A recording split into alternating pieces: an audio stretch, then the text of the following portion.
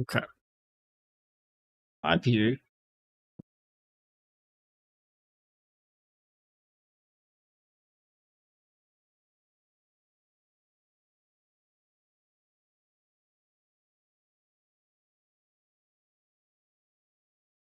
No, I gotta wait for this to pop up.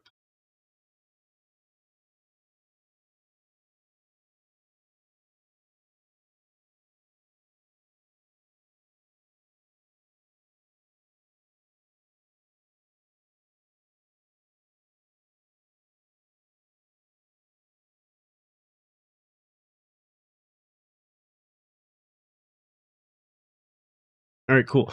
Yeah, so today we're gonna be watching YouTube's Darkest Channels 7 by Nick Crowley. I think we watched 8 yesterday. Tell you what we're gonna do today more than We're gonna watch them backwards. anything else. We're gonna do this. Nice guy must die. Nice guy must die. Nice guy must die.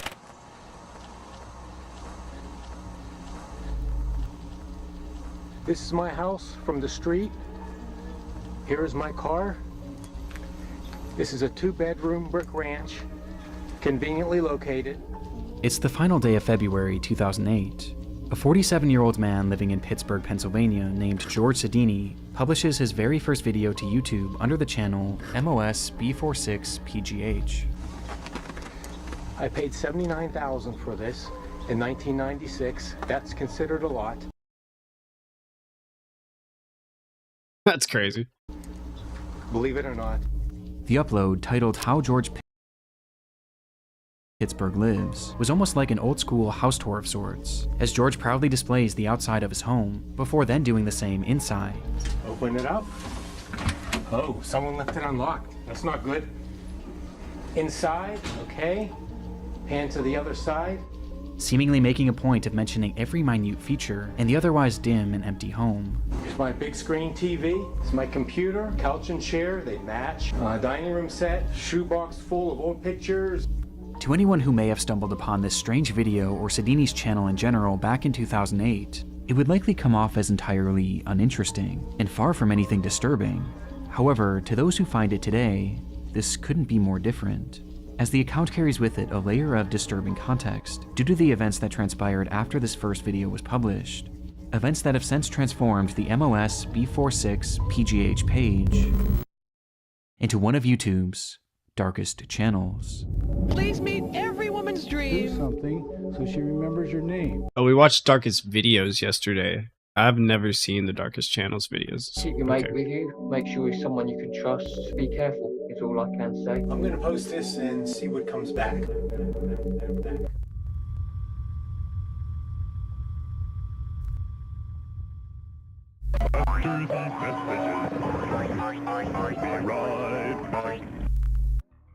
I'm sure most of you guys have heard about the TikTok ban at this point, and honestly there's something about it that's been bothering me. You or I could do a simple Google search and in a matter of seconds find countless different data broker websites where you can really priceless nowadays. Little hallway, 2 bedrooms. 2 bedrooms. That was a minute To the ago. right The is TikTok ban. my bedroom.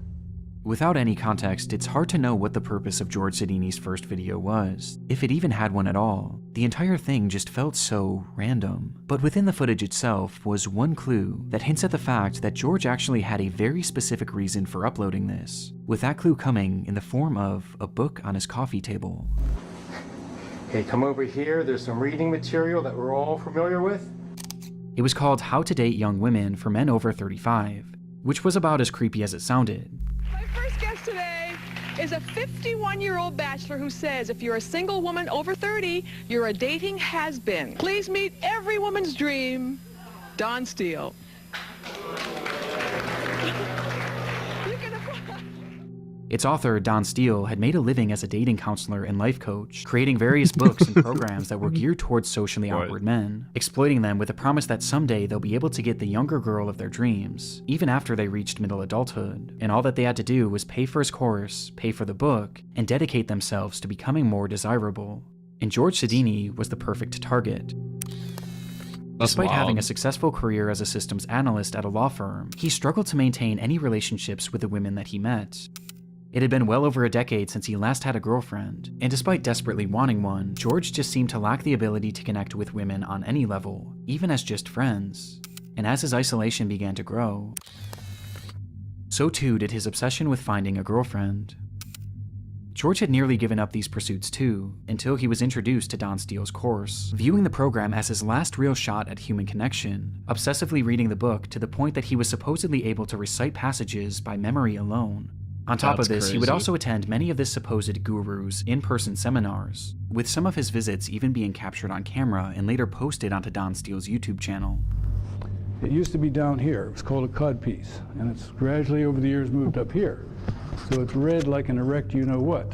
And it was in these courses where George was subjected to all sorts of bizarre and unsettling ideology. Turn around here, look at me, and I'm going to tell you what we're going to do today more than anything else. We're going to do this. Nice guy must die. But despite agreeing with this man wholeheartedly and following all of his work, George was still making very little progress, which was evident by the footage of him attending these seminars, as he appears incredibly nervous and kept mainly to himself. And so, recognizing that George had much to improve on, he was given an assignment by one of his instructors. He was told to film a video of his house, so that the instructors and everyone else in the class could see if he was really making himself and his environment desirable enough to any woman who might come over. Okay, couch and chair, they match. The woman will really be impressed. Knowing this, the footage feels so much lonelier, as it was almost like he was trying to sell his way of living as being good enough for a partner that he was really no closer to finding. There's something so depressing about it. And this wasn't his only video. It is easy for me to hide from my emotions for one more day. Take a long drive in the car, listen to some music, daydream, or just do some mundane task around the house that really doesn't need to be done, that's not too important. And there you go, one more day, and one more day turns into one more year. Months later, on June 23rd, 2008. Yo, that's crazy. That's life, right? George would return with an upload he had filmed inside of his basement, and in it we get more insight on just how severe his isolation had become, though he still held on to a sliver of optimism thanks to Don Steele's course. Now, except this dude's like, he just needs to talk to girls. Like, I feel like he's afraid to talk to girls. RDS says that I have approximately maybe 15 more years to be successful at this. And when I heard that, I wanted to continue immediately to start moving on this. I didn't realize I had that much time. So what my objective is to be real and to learn to be emotional and to be able to emotionally connect with people. Before he eventually reverts back to talking about his uncanny desire to find a younger woman. Because when I'm 10 to 20 years older than she is, she has to feel good about this thing. Ending the video with hints of an uncertain future. I'm going to post this and see what comes back. He would never upload again. That is such an odd thing to be like, yes, I must date someone way younger than me. That's so odd. And of course you can. I mean, like, I can't get a girlfriend. No one 20 years younger than me will date me. Like, no way. Soon after, it appears George gave up trying. Like, and on top of that, you're awkward. Eventually accepting his life of loneliness. But while this would be the last video made to his channel, he wouldn't leave the internet entirely.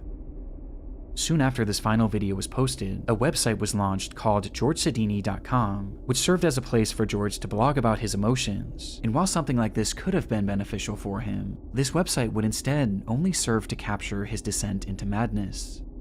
An immediate red flag was raised by the very first text you see on the website, as George wrote, "Why do this? To young girls? Just read below. I kept a running log that includes my thoughts and actions after I saw this project was going to drag on," with the line serving as some sort of bizarre disclaimer, though with no other context. George's entries began. December 22nd, 2008. Time is moving along. Plan to have this done already. I will just keep a running log here as time passes. Many of the young girls here look so beautiful as to not be human. Very edible. After joining this gym, started lifting weights and like it. This early post Edible encapsulates what this blog would be focused on. Young women he would see throughout the day, his time at the gym, and his plan. This plan was never expressly stated on the website, but it was something he obsessed over. It looked like he gonna eat him. Mentioning it in every single one of his posts and dubbing it the exit plan, even going as far as to provide a date and time for it, January 6th, 2009 at 8:15 p.m. Before this day would come, however, he would provide further insight into just how lonely he was. Moving into Christmas again, last Christmas with Pam was in 1983. Who knows why? I'm not ugly or too weird. No sex since January 1990 either. I was 29. No shit. Over 18 years ago. I actually look good. I dress good. Am clean shaven, bathe, touch of cologne. Yet 30 million women reject me. Over an 18 or 25 year period. That's how I see it. 30 million is my rough guesstimate of how many desirable single women there are. With several other posts of the same nature, the day eventually came for his big exit plan, January 6th, with George writing one message that afternoon. I can do this. This log is not detailed. It is only for confidence to do this. The future holds even less than what I have today. It is 6:40 p.m., about an hour and a half to go. God have mercy. I wish life could have been better for all, and the crazy world can somehow run smoother. I wish I had answers. Bye. Despite this appearing to be his final post, George Sidini wasn't quite finished, as he would come back only hours later, writing simply, "It's 8:45 p.m. I chickened out. Shit. I brought the loaded guns, everything." Whatever George Sidini had been planning that day, it was clear that his exit plan was something incredibly disturbing, and based on his use of guns, plural, it was likely not just an exit plan for himself. But thankfully, he didn't go through with it. In fact, he seemed to have dropped the plan entirely, as months would go by without any update to his blog. Though this wouldn't last, as in April of 2009, he began posting yet again, with these entries being even more disturbing. July 23rd, 2009. Wow, I just looked out my front window and saw a beautiful college-age girl leave Bob's house, across the street. I guess he got a good lay today. College girls are hoes. I masturbate, frequently. He is about 45 years old. She was long-haired, hot little hottie with a beautiful bod. I masturbate, frequently. The strangest part of this entire website was, according to those he worked with and the neighbors, they all thought George was normal. A little off, sure, but it appeared that these disturbing thoughts and plans were kept solely in his blog, and solely in his mind. But on July 28th, 2009, this would all change. George had boarded a Port Authority bus that day and took a seat, carrying with him some sort of duffel bag, and as the ride commenced, he unzipped the bag and began to fiddle with something inside of it. An anonymous man sitting next to him noticed this, and curiously leaned over to see what he was doing. In George Sidini's hand was what appeared to be a grenade. The stunned passenger ran off at the next stop and immediately alerted the police. But bizarrely, nothing actually came of this. No explosions happened that day, and upon police eventually tracking down Sidini 2 days later, he was searched, but there was no sign of this supposed grenade, and the man who had reported this incident was unable to positively identify him. And so, George was released, allowing him to continue on with his day, and to continue on with his posting. August 3rd, 2009. I took off today, Monday, and tomorrow to practice my routine and make sure it was well polished. I need to work out every detail. There is only one shot. Also, I need to be completely immersed into something before I can be successful. I haven't had a drink since Friday at about 2:30. Total effort needed. Tomorrow is the big day. Last time I tried this in January, I chickened out. Let's see how this new approach works. Maybe soon, I will see God and Jesus. This was the final update made to GeorgeSidini.com, and unlike his previous attempt at carrying out this exit plan, this time, he didn't back out. On August 4th, 2009, George Sidini would enter an LA Fitness in Bridgeville, Pennsylvania, and walk directly into a woman's aerobics class, with a duffel bag in his hand. He then dropped his bag on the floor with a loud bang, before he closed the door and shut off all the lights. In a moment of darkness and confusion, one witness recalled that she felt the presence of someone who didn't belong there. Before total panic would ensue, everyone was just screaming so loud. At first, I didn't even think shots were being fired. It was so surreal. At that moment, George Sidini had brandished 2 guns from his bag and opened fire on the group of 30, all of whom were women, which was entirely the point. In that dark, cramped room, George would discharge his weapon 52 times, striking 12 different women in— Bro, that's wild. Dude gets rejected. then himself. Of the injured, 49-year-old Elizabeth Gannon, 38-year-old Jody Billingsley, and 46-year-old Heidi Overmeyer would tragically lose their lives, while the others were left with permanent injuries, both physical and mental. It wasn't hard to find a motive. George had spelled it out right there in his blog. He desired women so much that his inability to ever gain a real connection with any of them turned his infatuation into It was like the first incel. pure hatred. Not really And this the is first how one. he wanted to make them pay. And the ironic part is that this was all so avoidable, as these plans were heavily implied on his website, which had been publicly available online for roughly an entire year, yet no one cared enough about him to ever look. It is easy for me to hide from my emotions for one more day. Knowing what we know now, George's channel is highly disturbing, as it shows us a glimpse into a mind on the verge of completely snapping, and a last gasp attempt at achieving normalcy by a person who would go on to become a monster when he didn't get what he wanted. Just everything I need. Well, that about sums it up. Hi guys, I am with Lewis. Just having a little drink. Mark Williams always dreamed of being a YouTuber. He had grown up watching parkour content on the site, becoming attached to both its many talented creators and the hobby itself, eventually becoming so inspired by it that he launched his own channel in 2019, at the age of just 15, with Mark hoping that someday this channel would make that dream of his come true. The page went by many names over the years, but eventually Mark would settle on the moniker Displace, and depending on who you ask, his videos were either extremely impressive or extremely irresponsible. They showed scenes of Mark high atop buildings, jumping rooftop to rooftop, climbing on massive abandoned cranes, and fleeing from security guards and the cops on more than a few occasions. That's wild. I used to watch videos like that a lot too. I always thought they were cool. Like, you guys are crazy. Yeah, they'll catch me then, won't they? Often seen with him was his younger brother, who he had grown incredibly close with, which was due in part to the fact that Mark was somewhat of a loner and didn't have many friends in his own personal life.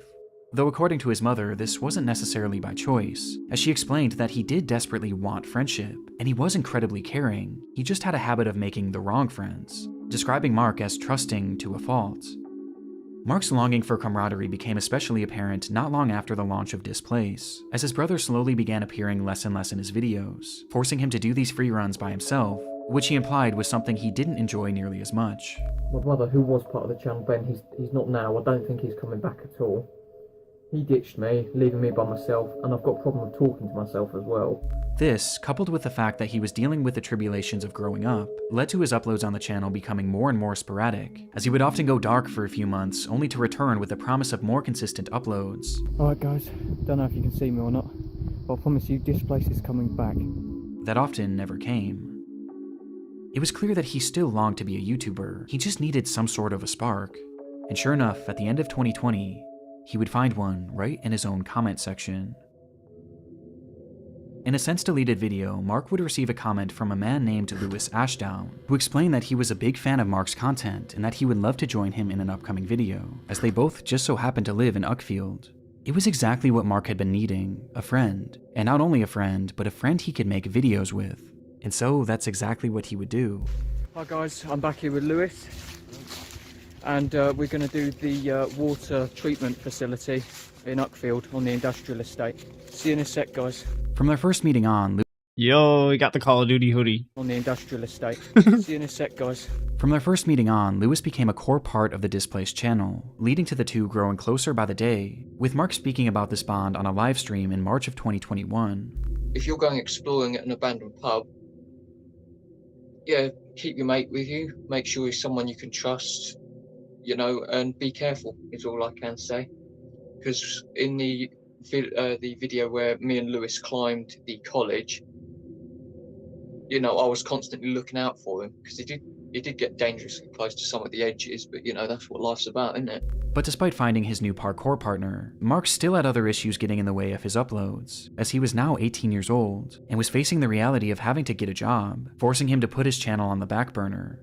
Mark discussed this struggle and the many others he was facing at the time in that same March livestream, with his tone about Displace's future sounding less than optimistic. I've been doing some talking with Lewis, seeming like he wants to get back into climbing and stuff. I haven't actually done it since Christmas, and I've got a bad back. It's been getting worse and worse lately. Don't know why. I need to go to the hospital and have myself checked out. I am not sure where my channel is going to go. I don't know if I'm going to keep doing these videos. I don't know if I'm going to be doing different videos or whether I'm going to stop completely. But unlike other times when he had gotten down on his channel, this time he wasn't alone, and his friend Lewis was there to have his back as he pushed Mark to continue his work, even showing up in the comments of this livestream under the name Moral Unknown, where he went as far as to offer up a potential location that they could film their next video in order to get Mark re-inspired. We'll do Buxted Hotel first video back? And sure enough, just days later, the two would arrive at Buxted Hotel to begin filming yet another video. Hi guys, I am with Lewis. Just having a little drink. This would be their last on the Displaced channel, as not even 2 months after it was uploaded, both Mark Williams and Lewis Ashdown would vanish without a trace. It was the waning hours of Saturday, May 29th, 2021. Mark met Lewis at the Maresfield Recreation Ground to have a few drinks and discuss their next potential video. Though once there, it was the drinks that took priority, and very quickly Mark had become intoxicated, leading to him calling his house to tell his aunt, who he had been living with, that he would be heading back now. On the call, his aunt could tell that he was drunk, but Lewis chimed in to assure her not to worry, telling her, "I'll get him home safe," which made his aunt feel slightly better. After all, it was only a short few-minute walk back to the house anyway. Instead, 12 hours would pass, and Mark still hadn't made it back, while Lewis himself also failed to arrive home. At some point during their short walk back, both boys had disappeared. They were reported as missing the very next morning, and the area they were last in was combed thoroughly, though very little was uncovered. Around them had been large pockets of forest and murky bodies of water, leading to some questioning if perhaps the boys had gotten lost, or even had fallen into the water. Though regardless of the theories, as a full 24 hours passed, many began to fear the worst, until something strange happened. Reports began pouring in from witnesses claiming to have seen Lewis. Some thought they saw him leaving a local pub the morning after he supposedly had gone missing, while others had seen him at a local movie theater, seemingly completely unaware that the whole town was looking for him. These sightings introduced the possibility that the boys were perhaps runaways, causing several pleas to be made throughout the press, begging them to come back home. But it would be the police who would find Lewis first, tracking him down at his friend named Liam Hansen's house. There, the cops fired off a barrage of questions, as they not only tried to get answers as to where the boys had been, but more importantly now, they needed to know where Mark was. Throughout all the sightings, it was only ever Lewis that had been spotted, and even now, after searching this friend's home, Mark wasn't there either. So where had Mark Williams gone? Well, Lewis himself offered very little, outright refusing to speak on the boys' whereabouts. But his friend Liam wasn't so quiet, as when he was questioned separately, he claimed to know exactly what had happened on the night of May 29th, 2021, the day in which both boys had disappeared. And he knew because Lewis had told him. According to the boy, the night that Lewis and Mark had met at the park, Lewis poured a cocktail for his friend, and then another, and then another, each one stronger than the last, causing Mark to become drunk almost immediately. Realizing he was drinking too much, Mark told Lewis that he had enough, but Lewis persisted, outright demanding that he keep drinking, leading to Mark begging Lewis to let him stop. At one point, Mark's pleas finally caused Lewis to back off, as the boy instead agreed to make him a non-alcoholic drink, only for him to fill the cup with even more liquor when Mark wasn't looking. By 11:30, Mark could barely stand, prompting him to make that phone call to his aunt, letting her know that he would be back soon. Meanwhile, Lewis had been so preoccupied with getting his friend drunk that he was still fairly sober at this point, and in his sober state, he promised Mark's aunt that he would get him home safe. Seconds after that phone call ended, Mark hunched over to vomit, which is precisely when Lewis pulled a large kitchen knife from his pocket and plunged it directly into Mark's back. Mark stumbled and asked Lewis to call him an ambulance, being unable to comprehend what had just happened, to which Lewis responded by laughing, before doing it. Yo, that's wild. And he came up on the comment section. Again, and again. That's where they met. And again.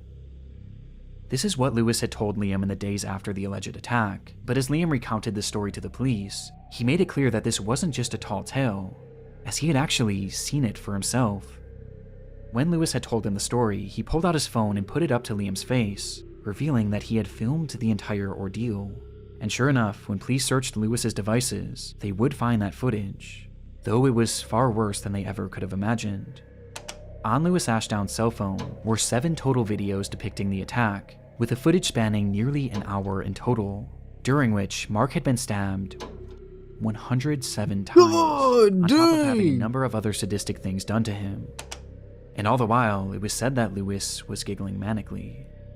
When asked about what he had seen in those recordings, Liam provided further detail on just how awful the attack was, recounting that he ripped Mark's eyes out. Proper psychotic stuff. I was going into shock. I was shocked how he came out with it. I wanted to run and tell someone.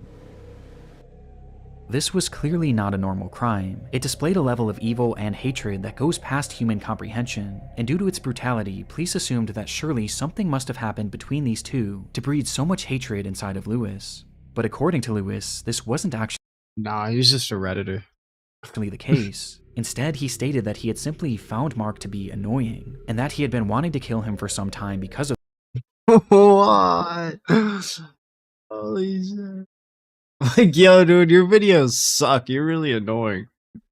I'm not gonna tell you that, though. I'm gonna become friends with you and kill you. this, and had just been waiting for the right What? moment. Plus, he always wanted to know what it was like to kill someone. And that That's was crazy. it. That was his entire motive. Louis Ashdown would be arrested the day he was found and later sentenced to life in prison, with parole eligibility in 25 years, while Mark's body was found dumped in a nearby body of water and eventually given a proper burial. Hi guys, I'm back here with Lewis, and we're going to do the water treatment facility. With this context, Mark's channel is utterly devastating. All he wanted was a friend to film videos with, but sure enough, as his mother had warned, he was trusting to a fault. If you're going exploring at an abandoned pub, yeah, keep your mate with you. Make sure he's someone you can trust, you know, and be careful. Which brings us to a disturbing revelation. Just months before he would kill Mark, Louis was the one that encouraged him to get back out there and film with him, and based on his testimony that he had been wanting to kill Mark for a long time, it makes it very clear that he was doing this not to be a good friend, but to get Mark alone in an isolated spot, so that he could carry out his plan. And adding more weight to this theory, when they visited the Buxted Hotel, which Louis himself had suggested during the livestream, Mark was uncharacteristically drunk. Hi guys, I am with Lewis. Just having a little drink. Okay, so we'll smash this after we smash these. Which was never really part of his channel before that upload. And Louis was uncharacteristically nervous. We're going to do a couple more bangers. Can't tell you what they are in case anyone's watching that shouldn't be watching. Who's watching? Well, no, I mean watching the videos, because I thought, yeah, I know that the police do watch my channel sometimes. Paranoid even of being caught by the cops, despite being totally unfazed in previous videos, where in some he was literally being chased by security guards. And coincidentally, by the end of this video, we get an indication as to why Louis was so nervous.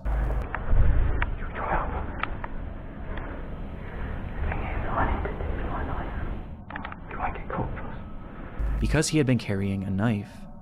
All this leads me to believe that that night, Louis pushed Mark to film a video in an abandoned location, then got him drunk, and was going to carry through with the murder, before eventually backing out for unknown reasons. And all the while, Mark was completely unaware, never once suspecting that the man he had been filming with had secretly been plotting to kill him, and one day would actually go through with it. Okay, I'll wrap it up now then, guys. Yep, I'll see ya. That's Try crazy. and stay on this side and go across. Well, this should be quite amusing. Enjoy!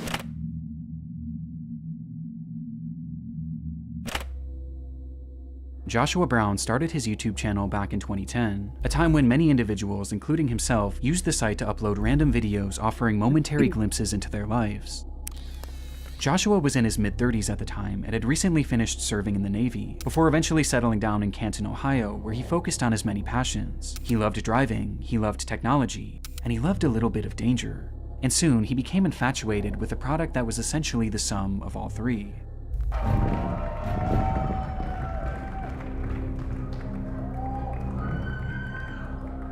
For Joshua, these electric vehicles were a technological marvel and the future of the automotive industry, and he dreamed of one day having one. with that dream eventually coming true in 2015 when he would purchase his very own Tesla Model S that would eventually become his life and his YouTube channel's primary focus. Yo, what up, Toasty? Yeah, I'm playing RuneScape too. I made it a little tiny box. It's like, I'm just cutting wood because I'm gonna build a huge house on the side of a waterfall. He began uploading videos of his new car immediately, but rather than these focusing on the vehicle itself, it was its most controversial feature that interested him the most: autopilot. The feature had become available for Tesla drivers in October of 2015, which is exactly when Joshua purchased his car and began uploading these videos showcasing its possibilities. It takes all the stress out of it. Get to your destination slightly slower, but hey, at least now you don't have to worry about anything. It's just let it go. He wanted to essentially be a pioneer, providing an overview of what self-driving was really all about, breaking down the specifics and showcasing a variety of unique situations that you might find yourself in if you were to use this driving mode yourself. This section in here is going to be very, very difficult for the car to handle. We're filming this just so that you can see scenarios where the car does not do well, so that you've got something to judge off of it when you're driving on your own. And he tried to make a point of doing so safely, as he never used the camera behind the wheel, and always had someone helping him to avoid any accidents. But despite his focus on safety, it was clear that he was pushing the capabilities of this brand new technology, as at this point it was still in its infancy, with one of the more glaring red flags being the placement of his hands. Here we are, stop and go traffic on 271, and geez, car's doing it all itself. When Joshua was shown driving, he hardly ever had his hands on the wheel, as he said he wanted to get the true experience of self-driving. This was something that Tesla had actually adamantly advised against, and even had visual and audible warnings if it detected that your hands were off the steering wheel. But Joshua seemed to find a workaround, as he instead used his legs to avoid tripping the sensor, while keeping his hands close by, ready to grab the wheel in case of an emergency. How I actually do it is so that it is really actually hands-free, is I keep my knees up, because the tack works pretty good, but I can still get my foot down to a brake, and just keep it like this, because you can react so quickly. It was clear that Joshua truly believed that this car that was driving him was safe, and this belief was only strengthened on April 5th of 2016. That day, Joshua had been driving his car on the interstate when a large truck suddenly merged into his lane, with its driver not even seeing his car. And before Joshua could even react, the autopilot kicked in and veered out of the way, avoiding what would have been a certain collision. Amazed by the event, Joshua would upload dashcam footage of the close call to his YouTube channel, where he praised the vehicle's response. "Tessie did great. Excellent job, Elon." This video would immediately go viral, Tessie did exploding to great. over 4 million views between the two versions that Joshua had posted. But while the response to this video was overwhelming, especially for a channel that was accustomed to getting just a few hundred views, there was one response in particular that impacted Joshua the most. As Tesla's owner, Elon Musk, would repost the video on Twitter. Stunned by the tweet, Joshua would later state, "For something to catch Elon Musk's eye, I can die and go to heaven now." He had no way of knowing then, but this would not be the last time that Elon Musk would tweet about him, though his next feature would be under much different circumstances. It happened just 1 month after Joshua Brown's video had gone viral. He was driving on Highway 27 on a clear sunny day at approximately 4 p.m. With open road ahead, Joshua turned on his trusted autopilot, and it stayed in autopilot mode for over half an hour, as at this point, his trust in the car was higher than ever, causing Joshua to seemingly lose focus on the road, as he was quickly coming up on an intersection where a massive 18-wheeler had been turning left, blocking Joshua's entire lane. Joshua was seemingly so unfocused that he didn't even notice it. Even stranger, the car itself didn't detect this either, despite the entire trailer being horizontal in their lane. This was due to its pure white body, as the sun was shining so brightly against it that, for whatever reason, it became invisible to the self-driving AI. And with neither Joshua nor the car registering the danger that they were in, the vehicle would strike the trailer, going 74 miles per hour. Dang. There were no attempts by Joshua to even move the steering wheel, and the brakes hadn't so much as been tapped. The collision happened at full speed, and it happened so fast that the car drove straight through underneath, shearing the entire top of the vehicle off.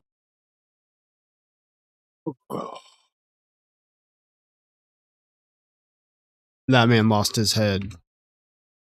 And continuing driving full speed down the road, before it would eventually crash to a halt. When the driver of the truck rushed over to see the damage, Joshua Brown was already dead. and the truck driver could hear nothing but the sound of Harry Potter. You can own it on DVD and video. The adventure is bigger. The magic is stronger. Harry Potter, Harry Potter. Discovered in Joshua Brown's car was a DVD player, which many believe Joshua had used to watch Harry Potter while on that drive, thus explaining why he never reacted to the impending collision. Now, this is something that has been disputed by his family, and ultimately it doesn't seem to have been fully proven or disproven. But in the end, the fault of the accident was placed mainly on the driver of the truck, who had made that left turn, and Joshua Brown, who had failed to pay attention to the road, as it was revealed that during his 37-minute drive, he only had his hands on the wheel for just 25 total seconds. What? Joshua Brown always wanted to be pretty part cool, of though. the innovation of Tesla's autopilot. I mean, not that he died, but like, self-driving cars, we're getting close. And in doing so, he wrote himself into the history books as being the first person to ever perish in a self-driving accident.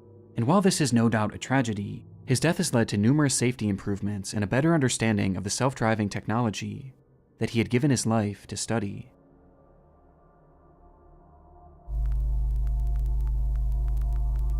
These videos are I just wanted great. to hop on here at the end and give a quick shout out to my friend's new podcast called Redacted Declassified Mysteries with Luke LaManna. A lot of you probably already know who Luke is, but he's the one behind the Wartime Stories channel. He's a good friend of mine, so honestly I might be a little biased here, but I've been loving the podcast. Redacted is all about shady government and military activity all across the globe, ranging from disturbed experiments to bizarre assassination attempts, and all sorts of other crazy stuff. So I definitely recommend listening wherever you get your podcasts. Just look up Redacted.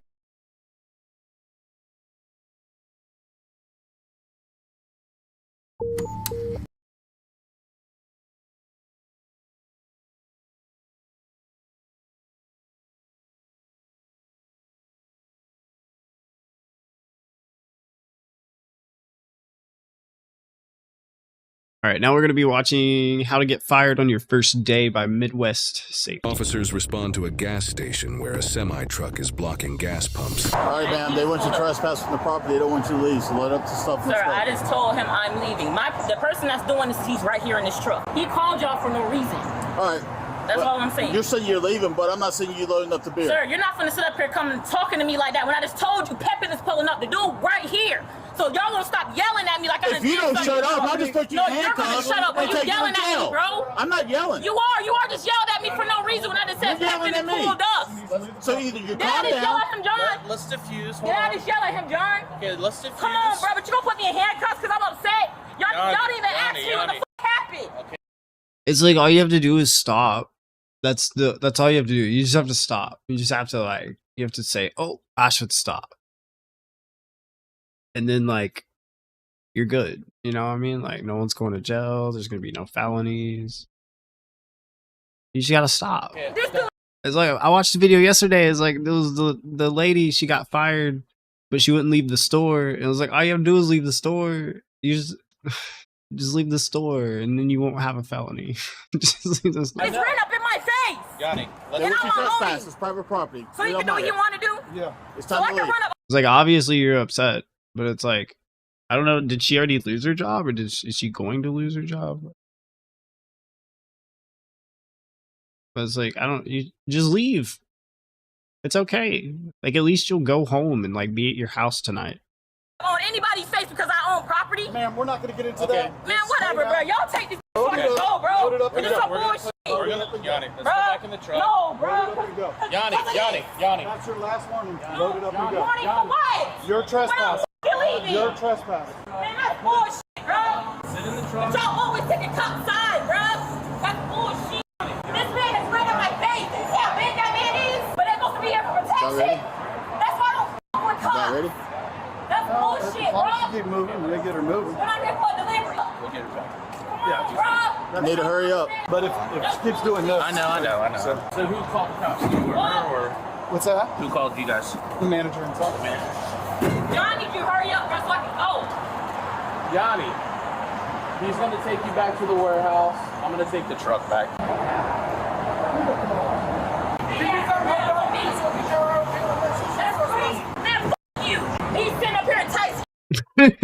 She's like a raid boss. Everywhere she goes, she gets aggro. Wait, just kidding. No, she aggroes to everyone around her. That's what I meant. She sees someone, she's like, "Wah." Are you gonna arrest him? No. You sitting there smiling and shit. You don't know, bro. You just don't know, bro. Don't forget I gotta clock out. I need a sergeant here. Sergeant's right there. I want a sergeant here. I want a different sergeant here. I'm not talking to neither one of y'all. Then you didn't get in that truck. I want a police report. I want a sergeant here. I want a sergeant here. The sergeant's right there. I want a different sergeant here. That's What funny. about You didn't get in that this? truck. Because he's harassing me. No, you're harassing everybody. Can I have a police report? We'll give you a report. Ma, look how he's looking at this, Ma. Bro, can you take my phone? Can you take my phone? No, let me go, bro. No, look at this, bro. Put your hands behind your back. You watching this, right? You watching this, right? You see how you're resisting. How am I resisting when he has my arms behind my back? That's not her resisting. You just made a bad day worse. I didn't do shit, bro. Why are you pulling my arms behind my back, bro? My arms are behind my back. You are resisting. How am I resisting with my arms You just had to behind my back? leave. Can you call my mom? Still resisting. I'm not. I'm telling him to call my mom. We'll take care of that. We'll come over and Why are you being rough with me, bro? John, I need badge numbers. John, take pictures of this shit, bro. Take pictures of this, bro. That's bullshit. There's nothing in that pocket but paper. So you weren't supposed to pat me down just then. A female was supposed to do that. A female was supposed to pat me down. are told to leave over and over again. All you do is run your mouth. He just pulled my headphone out. Yeah, get in the He just car. pulled my headphone out, man. Come on, bruh. You ever been arrested before? No. Can you fix that? It's like pulling on my skin. Yeah.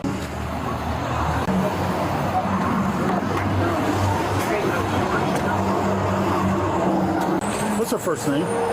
Yanni. You ever had issues like this before with her? No, not like this. What's her date of birth, you know? Her date? I don't know any of her information on that. I can call HR and find that out, What but about middle initial? I don't know that. Let's see if I can get it off of this. Yeah.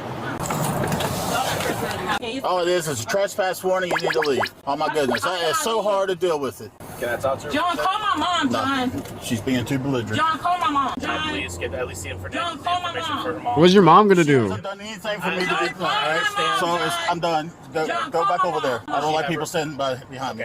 Yanni, what's your mom's phone number?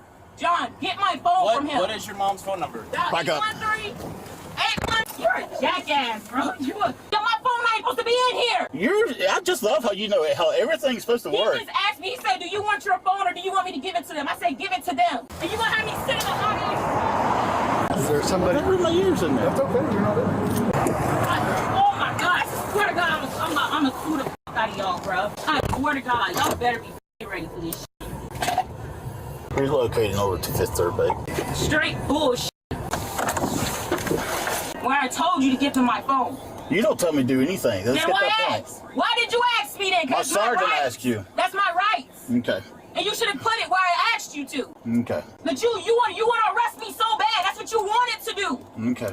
Okay. You jackass. I hate you, fucking cops, bro. I hate y'all. Patted me down. I'm supposed to be a woman that patted me down. Okay. Okay. And you know that. That's why it's okay, jackass.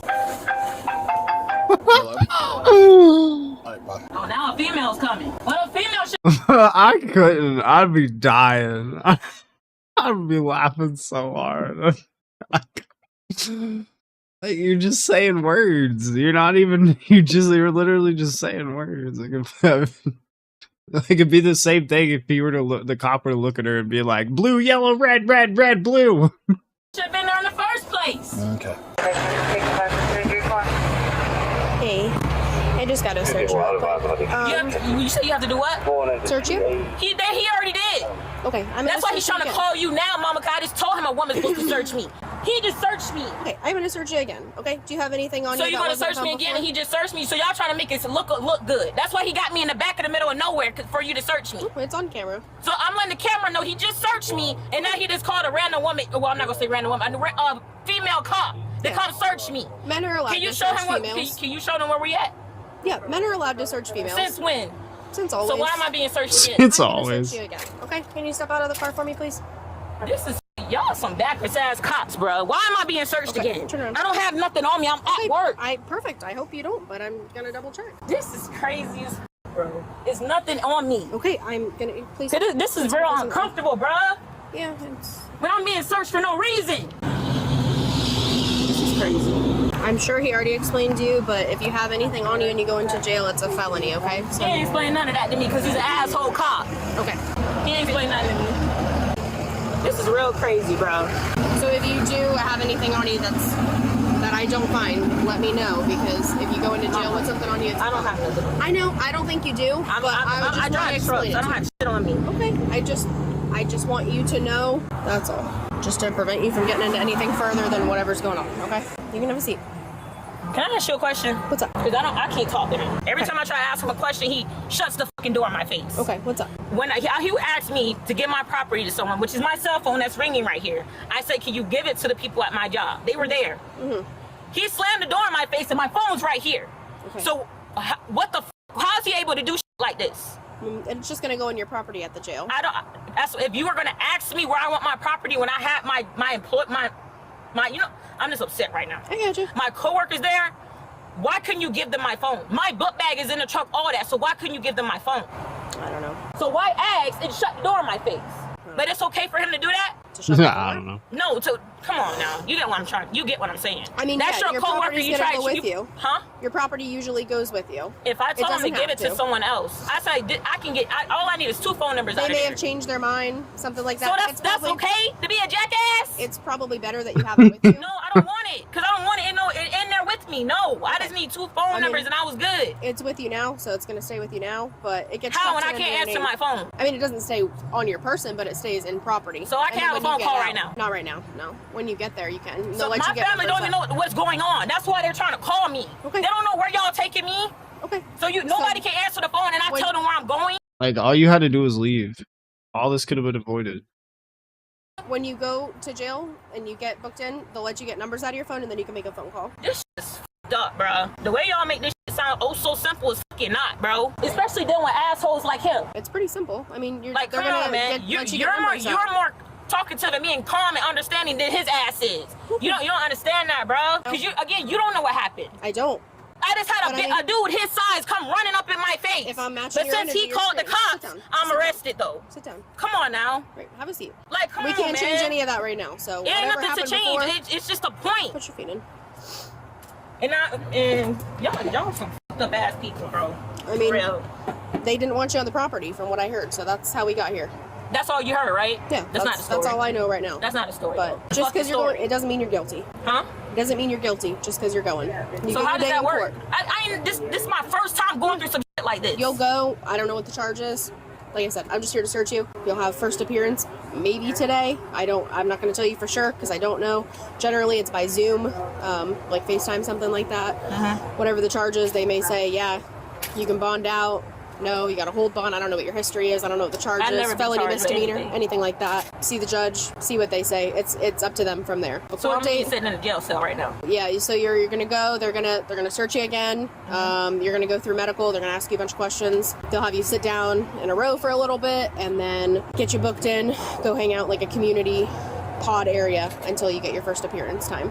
It's early right now, so I'm assuming that you'll be able to see them today. I just don't want to guarantee you because I don't know what the schedule is like today. So it won't be like till Monday. No, they have them on Saturdays too. It honestly just kind of depends on what the charge is and that kind of stuff. He drops you off and then you're good to go. Okay. All right, I'm gonna close this up so you can get going. Yeah.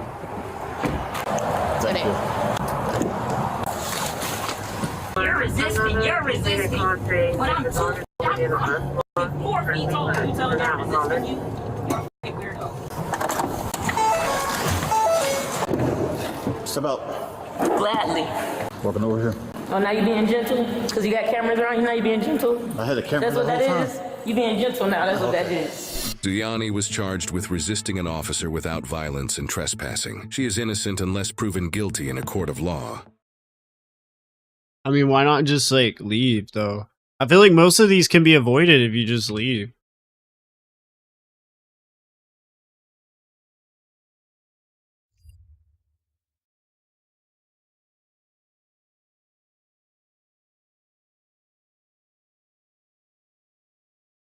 All right, now we're going to watch Code Blue Cam, how a family night out turned into a complete... I started it before. How a family night turned into a complete disaster. 24. An officer was parked in his squad car in De Pere, Wisconsin, completing routine paperwork when a disturbance outside a bar caught his attention. He observed two women engaged in a physical altercation, while a man attempted to intervene and break up the fight. As the officer pulled up with his emergency lights activated, one of the women quickly attempted to walk away, despite being ordered to stop. What first appeared to be a routine bar brawl soon turned out to be a heated conflict between a 53-year-old mother and her 21-year-old daughter.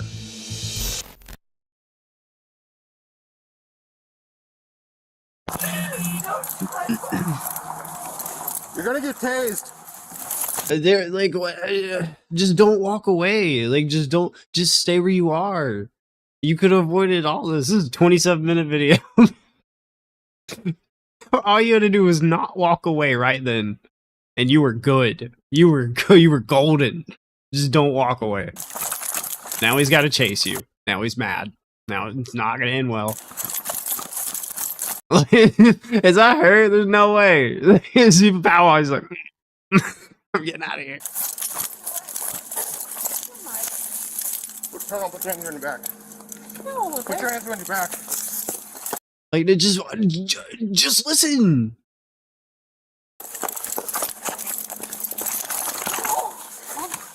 God dang, sorry. He said, yo, I'm not dealing with this. Stop resisting. 457, I'm behind Baba's. Really? I had one resisting. Can I I'm get a not supervisor? Oh my god, you just got on the fire and I just broke my. I mean, you did walk away, and then whenever he stopped you, you wouldn't let him put your hands behind your back, so. Broke my jaw. Give me another hand. You broke my jaw. Are you kidding me right now? Really? Yep. Really? Now you're under arrest too. Really? Because me and my daughter have an argument? Really? 457, can I get arrested? Because me and my daughter had no, because you walked away. Like, I was called to come see what was going on. I came, and you walked away. You as well.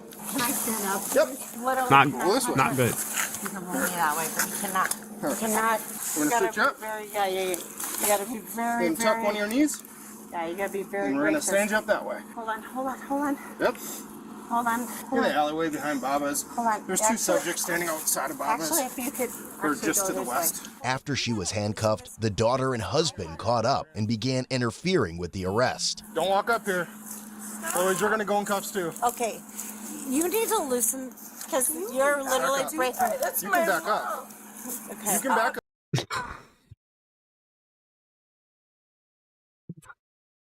I mean, I get it. I'd be doing the same thing, but that's my mom. Like, yeah, but she ran away from a crime scene, so like. Up, otherwise you're You gonna go to jail for you obstruction. just broke my lip because you just punched me. You gotta loosen this on my right. Why are you doing Now that? she's going to jail for obstruction. What do you mean? She's fine, dude. What do Can you take mean? the She's fine, dude. Just let her go. Dude. Trust me on my daughter. She's fine. Just let her go. those two over there? Alright, you two with me. Okay. Why are you grabbing her like that? You need to loosen my I right have my knee so wrist. she doesn't fall. Alright, I need gonna- you two you're to come gonna with break me my right now. wrist. Okay? Give me your phone. Give me your phone. Ma'am, I need you to come with Give me me right your now. phone. One notch. One notch. You're literally gonna break my wrist. It's. You know You need to twist your wrist a little more because I could fit a whole finger in it. As the assisting officer attempted to separate them, the mother suddenly kicked him in the leg. Why are you? Why? All you had to do was not kick a police officer. Alright, ma'am, I need you to just back up. I don't get it.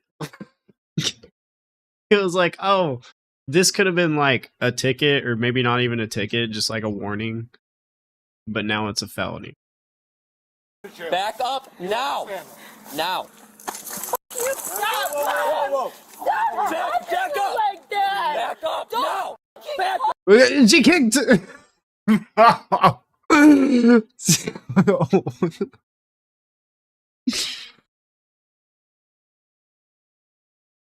Like, she just kicked him.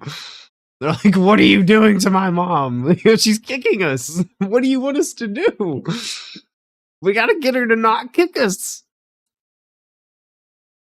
It'll some more great content. Punch her like that. She just kicked me. Back up, otherwise you're getting handcuffed right now. You're gonna break my wrist. You're gonna break my wrist. Like that. You're gonna break my wrist. She's kicking people. No, stay back. Stay back. Stay back. I will put you here. Like, what do you think you're gonna do? It just blows my mind. He's like, no, I'm gonna save my wife. He's like, no, you're gonna go to jail too. Like, you're just gonna go to jail too. That's all that's gonna happen. You're hurting her. I watched the whole thing. Back up. Call Mondo Back right up now. right now. Call my attorney right now. Back up. Go ahead. That's fine. Let's do it. Just, Let's no, do I'm this. not fighting. I'm not fighting you. Okay, I am with back you. up now. You got it. I'm here. You're breaking my I'm not breaking it. This is bullshit. He f***ing assaulted her. I saw it. What the fuck? Okay. Call him right now. I wouldn't say that. Mom, Back up. stop. Stay back now. Mom, stop. Hey, both of them are going too. Back up. All right. We're good. We're back up. No. Hey, no. I saw the assault. I saw the assault. All You right. hit her. If they don't want to listen, they can both go for obstruction. Hey, call Mondo right now. Thank you. Hey, are you here? Hello. Hey. Mom, stop. Hey, can you Stop. hold them back? Just calm down. Stay here. I understand. Please don't put your hand in my face. Mom. You're gonna go in handcuffs pretty quick. So shut up. Hey. Don't tell me to Don't, shut do up. not. Mom. Hey. Kicked him multiple times. Don't tell me to shut up. She was You're gonna break fighting in with her my daughter wrist. on the My sidewalk. bladder. I saw the assault, gentlemen. She's not. We are f***ing on tape. Bro, I feel for police that have to do this, man. Like, oh my gosh. Like, you just got called to, like, you just wanted to talk to them and, like, get the dispute over with and, like, everybody can go on with their life. But then it had to turn into this, and now you have whole family yelling at you and freaking moms in handcuffs. It's like, what is going on? Here. Why are you making her We're all move being like recorded. that? Hey, Wow. you guys please You go back. think she's so Guys, acrobat? I want you guys over Hey, here. so I can go over here so you can assault her more? No. Because of the mother's combative behavior, officers decided to place her in a wrap restraint device. We're gonna probably need rap for her. Really? She keeps kicking.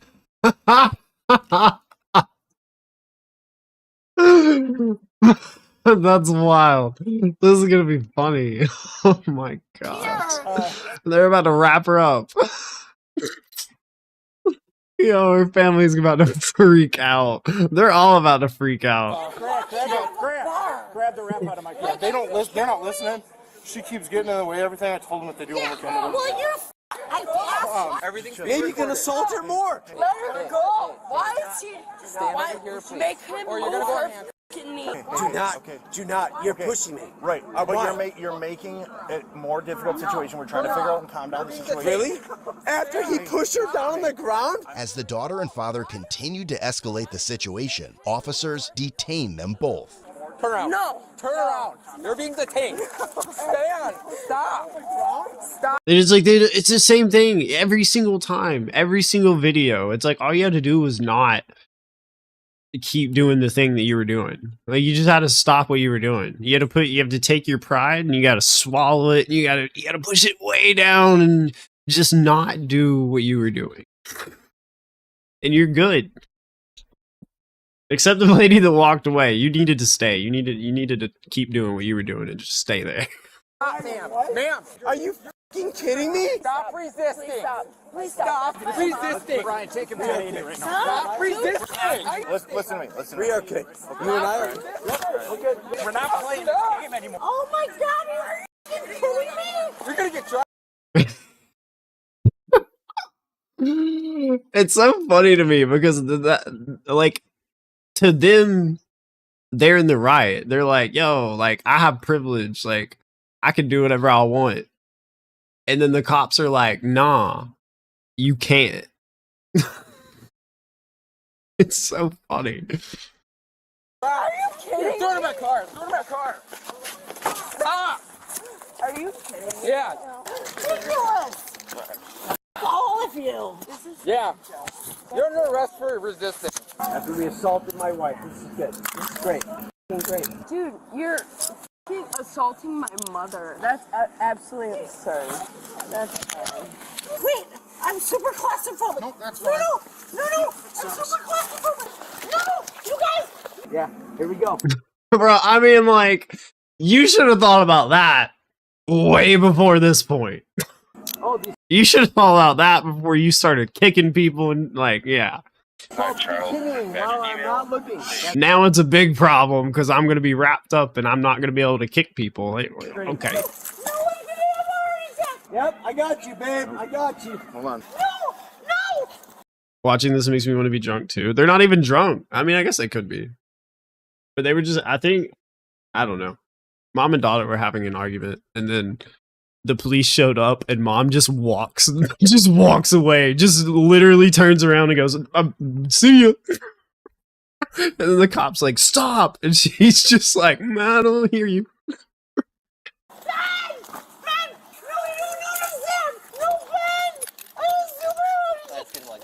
Dude, you made it this way. I'm just telling you that right now. You just have to listen to me.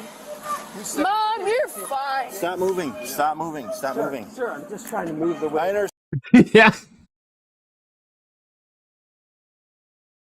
That was the best comment at the end. She's like, Mom, you're being dramatic. You're fine. We all know we were just trying to get out of this. Stan, I'm trying to double lock these for your safety and mine. Really?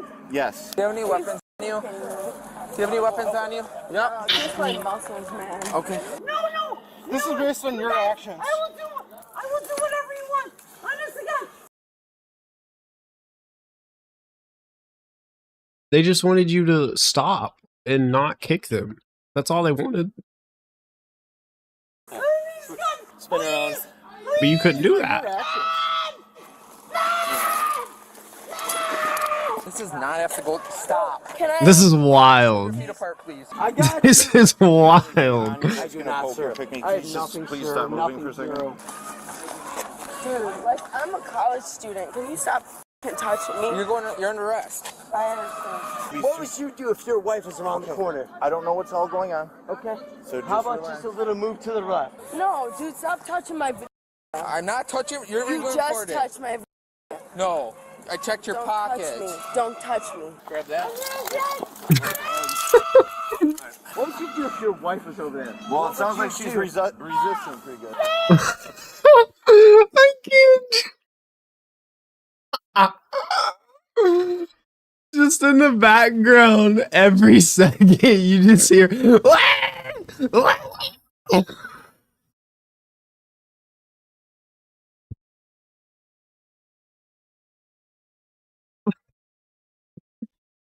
Like, you just want to sit them down and be like, listen, all you had to do was not kick us. That's all you had to do. But you kicked us. Mom! Damn, they wrapped her up. She got pushed down by your guy. I saw it. For f***'s sake. Oh, we're Well, it's all on. going to court on this Sure. one. This It's is all going on. to be great. Sir, it's all on body camera. Okay. Hey, I got it, dude. It's going to be great. I can't wait to replay it. Oh my God. Are you kidding me right now? Nope. Please, can you let me walk towards my mom? They are detaining her. No, she's under. What the Yeah. fuck is up with that? I'm like 100 pounds. Yep. I'm 100 pounds. No! So this does multiple things. Oh This my God. prevents you from assaulting any other officers. Are you? You're trying to explain it. This prevents you from assaulting other officers. So we got to do it. Dang. There's no way, bro. Family get. The only one that hasn't gotten a felony is Dad. I'm pretty sure he's the only one who has not gotten a felony yet. Oh my God. Please don't. Please don't. Please. But I'm not sure what just happened. I'm pretty sure daughter just resisted, right? Like, just like flung everywhere. Oh my gosh, bro. The strap is killing me, bro. They keep putting layers on. He's wrapped up like a mummy. Yeah, okay, yeah. And then she's like extra resisting right now. Like, bro, like, why you gotta get 2 felonies? Granted, all of this is probably gonna get dropped to misdemeanors once they go to court. Because it looks like they have money. Wait, can you pull the hair out of my mouth? Yeah. But who knows? Literally. Then just stop yelling, okay? No, please stop. Please stop. Ow. Let go of my... Wait, no, wait, more. I have more hair on my face. Please, literally 2 seconds. We're gonna roll you over No, on this side. wait, can you give me more? And they're gonna sit you up so you don't... No. I know, I got so, you. No, you don't. Stop resisting. Let go. Ma'am, stop. All right, I'm gonna put you in the back of this. Ma'am, please. Well, right now we got stuff going on, so We do. We got a lot of stuff going on. Yeah. sit up. Sit up. There you go. Stop. What are you doing? Stop. No, grab my right lip. Can you grab my right lip? Wait, no. Can you lick me? Like right here. No, more. Yeah, more. Grab. Yeah.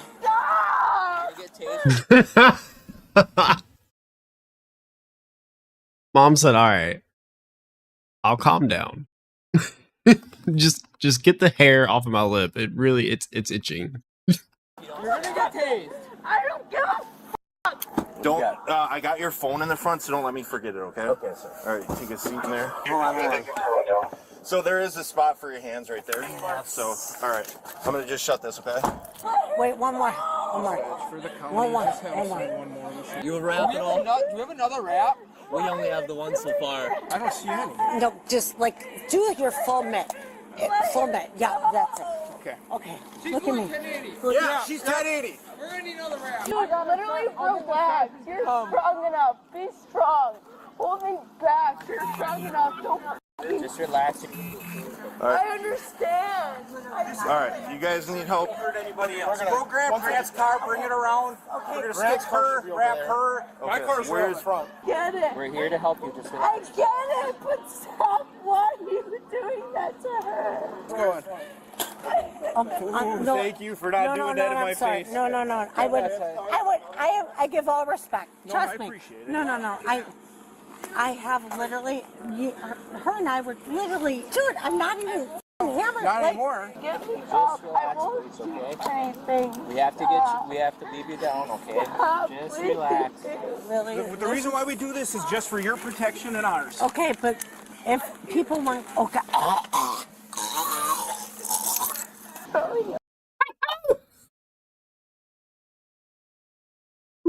She just got possessed by the demon.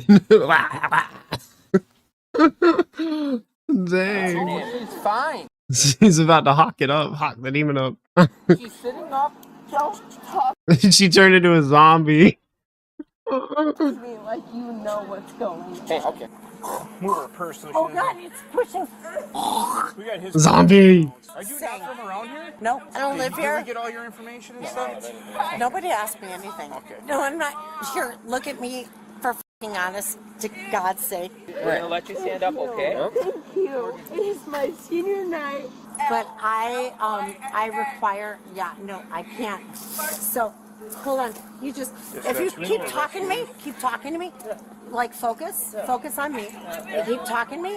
Are you do you live in do you live I live in Illinois. Okay. I go to school here. Okay, what's a good formula for you? It's like a breathe in, breathe out, right? Yep. You know it. You got it. Concentrate Okay. your breathing. So focus. We'll Just be good. I'm gonna run this. okay. next You row, and I. okay? Yep. And then we'll That's talk, all okay? it's about. Right. You just keep talking on me. Run with her then. No, she's fine. She's I have the guy in she's back. with me. It's all. Separated. This for is now. a little bit. How did this all start, ma'am? Oh, just push her no. back and forth, or what? No, it's just my daughter and I. It's more. No, it's more my daughter and I are just having it. She go to school here? Yeah, it's our senior night, so it's a joking league. Okay, so like she bought shot, we didn't buy a shot. We're like, like it was like. Can I have you sit in the back of my car? That's fine. Okay. Can I ask one question? Yep. What's your question? Why the f does my mom look like? So I don't know what they got going on right now.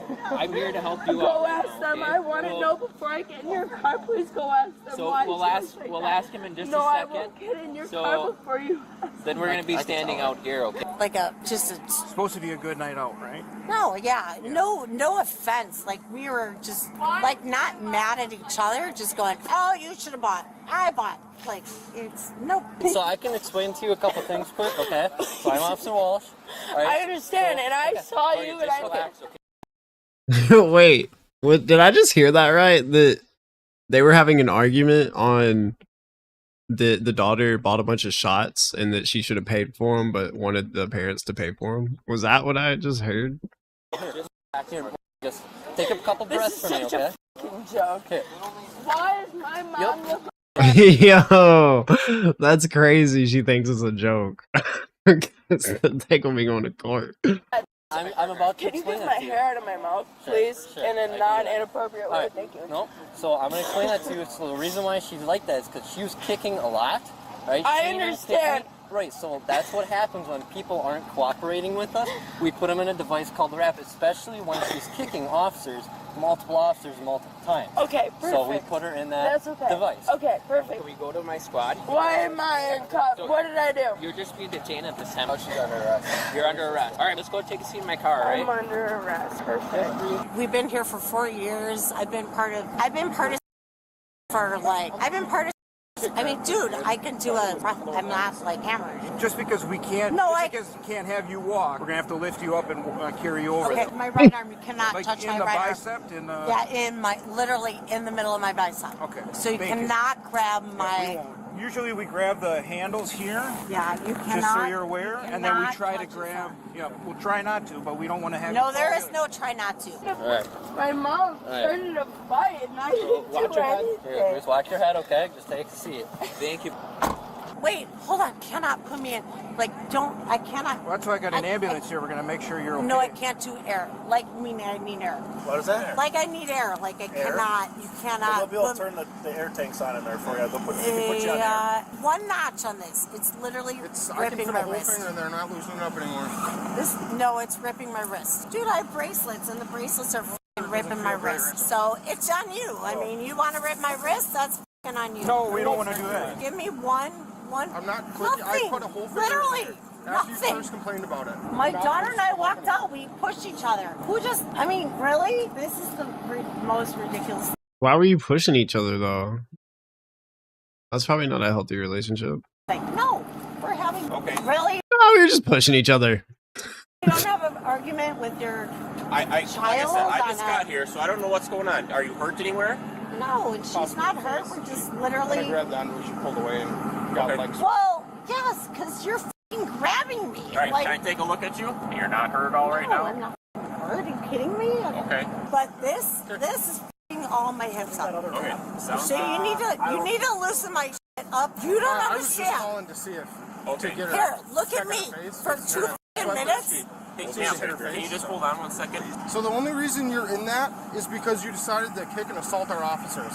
So now you're going to stay in that until you go to jail. That's fine, but can you please just loosen me It's up? going to stay just like it is. Okay, I don't need to be checked out. I'm fully capable.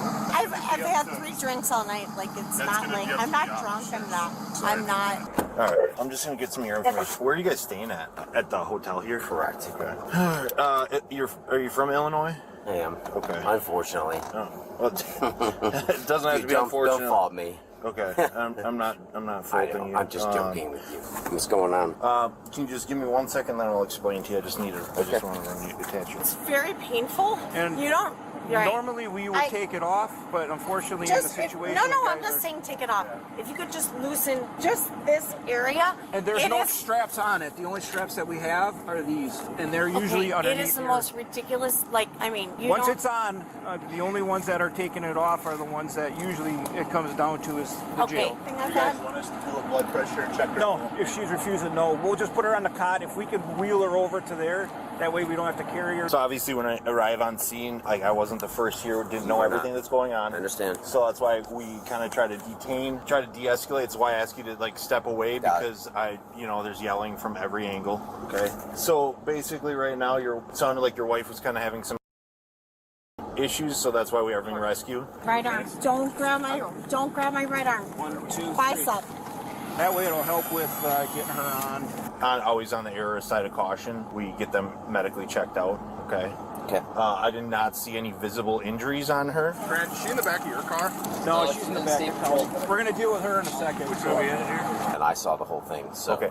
Like I said, I don't. I understand. Okay, sure. Completely. I understand. Okay. You and I are fine. Okay. We're good.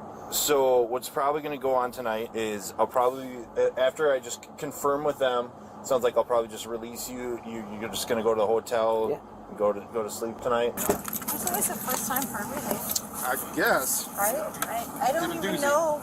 So remember, nobody have an argument with their daughter. Well, there's one, you can have arguments. What you can't do is you can't cause a disturbance, and you can't be pushing and shoving in the middle, right outside of a bar. That's what you can't be doing. And then it sounds like possibly your wife is going to be going to jail, and then your daughter's also going to be going to jail. Okay. So that's just the information that I have right now, what I've gathered, and then I'm just going to make sure that they're fine letting you go, okay? Okay. So if you wouldn't mind, I'm just going to set you back there, and you're just give me a couple minutes. The daughter? Because she was extremely physically resistant. She ripped herself away from the squad, or because from, I think, State Patrol is holding on to After her. her mom was trampled to the ground. I got it. No, I understand. You were not here. Right, I get I'm that. just trying to explain everything. You and I I are can. not arguing. All right. We got this. Okay. Okay. I mean, when you were there, did you see her rip away or no? But I have to wait. If you come here, just wait. Can you just do something? I have super claustrophobia. Okay. No, you're not even kidding. No, you're Okay, I've got this. Like super claustrophobia. Okay. Just like Take a breath. really bad. Like it's so funny. I'm super strong and like. You're gonna have to reach in here and grab when we were standing over there, because I don't know if you weren't facing I or did not. I was not facing. All right, because I was facing it. I'm not lying to you. She like completely ripped away, knocked his body camera probably 7-8 feet away from him. So I'm not sure how she's going to react. She's pretty resistant. She was first, and then as I'm dealing with her, told them walk out from the corner because I was like, I told them to stay here. She was running away. all right, so just give me a couple more minutes, and then and you're right here, so it's not like I have to drive you very far. Yeah, okay. I'm not far. Okay, all right, I'll be right back with you, sir. Okay, just don't want to hit your knee. So I'm good. Okay. You're doing it. I can't do it. But I'm like, Try to swing her feet. If anything, we can scoot it back a little bit. Yeah. Are you kidding me right now? So. Yeah, just go both DVODC. Yeah. And then further behavioral de-obstruction resistance. And then for him, We have to consider aggravated assault or aggravated battery in law enforcement. For fighting with you, or for Kid Graham sometimes. Like battery to an officer? Yeah, intentionally. Bend your leg. Spit out. No, you don't. Try to spit outside. You're gonna break my f***ing toe. No, you're gonna break my toe. You guys want to You're gonna package break her my in there? toe. Yeah. You're gonna break my toe. You're able to pull Don't it back a break little my more. toe. We're gonna try to Don't slide break you back a my toe. little bit more. Wait, hold on. Now you're jabbing the shit in my side. Whatever's right there is jabbing in the Lean side. back a little bit. That's what it's designed for. Really? It's designed for you to lean back a little bit, so it doesn't I restrict didn't know it was breathing. a relaxing. It's not relaxing, situation. but it's made so it doesn't restrict your breathing. So that's what it's made for you. That's why You there's have a to little put the slack whole here. window down. Please put That the way, whole window's down. No, This no. whole window's down. Both windows are down. Yeah. The girl I have, she isn't going crazy. She is or is not? She is. But she wants to speak to Uncle, I guess, on his mediator. Everything going on. Do you want that at all? Or? No. Okay. She's going to jail anyways, so if she's resistant, we'll put her in the wrap for the county. Perfect. And then we'll go from there. So Easy enough. All right, thank you. Just really slowly. All right. There you go. if you can't get it on, just She peers like, you're killing me. Oh my god, don't. No. It's a seatbelt. No. It's just so you don't fall out. I understand, but you don't know it. No, don't put it across my neck. You don't want to Take it wear off the right seatbelt? now. No, I don't want the seatbelt. No, take it off. You silly. Okay. That's a lot of De Pere money spent on a silly situation. Okay. All right. Well, you have a better night, ma'am. Okay. You know what? Bless you. Thank God you. bless you. Bless you. Okay, here's your ID. Thank you. Okay. All right, and then I'm just gonna ask you to just walk to the hotel.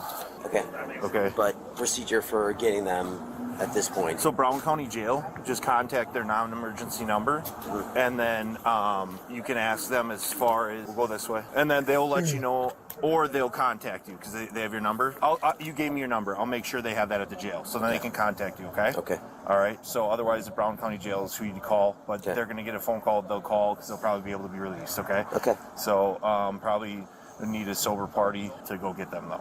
Okay. Is she pretty cooperative with you? Yeah, with me, she's cool. She doesn't want to see anybody. Yeah. You might take her. No, not at all. She just wants an explanation to why she's under arrest. Okay. So I told her that once everything comes down, they will let her know. So it's up to you if you want to let her know. Yeah, I'll talk to her. Any other Time frame? questions? Like. It's usually probably an hour-ish. Okay. So, all right? Okay. Okay. Got it. Okay, all right. I appreciate it. All right, thank you. And then I just would appreciate if you just go to the hotel because while we're dealing with this other stuff going on right now. What other stuff's going on right now? Just my stuff? No, yeah, we have other investigation stuff going on right now. So I appreciate it. Thank you. All right? Okay. Okay, thank you.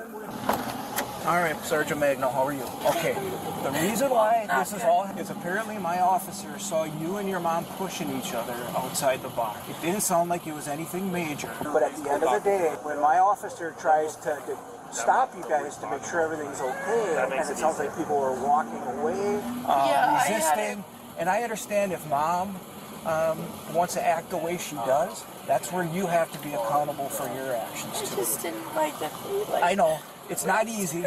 The reason why we do that is because we want to make sure she doesn't hurt herself, number one, and number two, anybody else that comes in contact. Absolutely.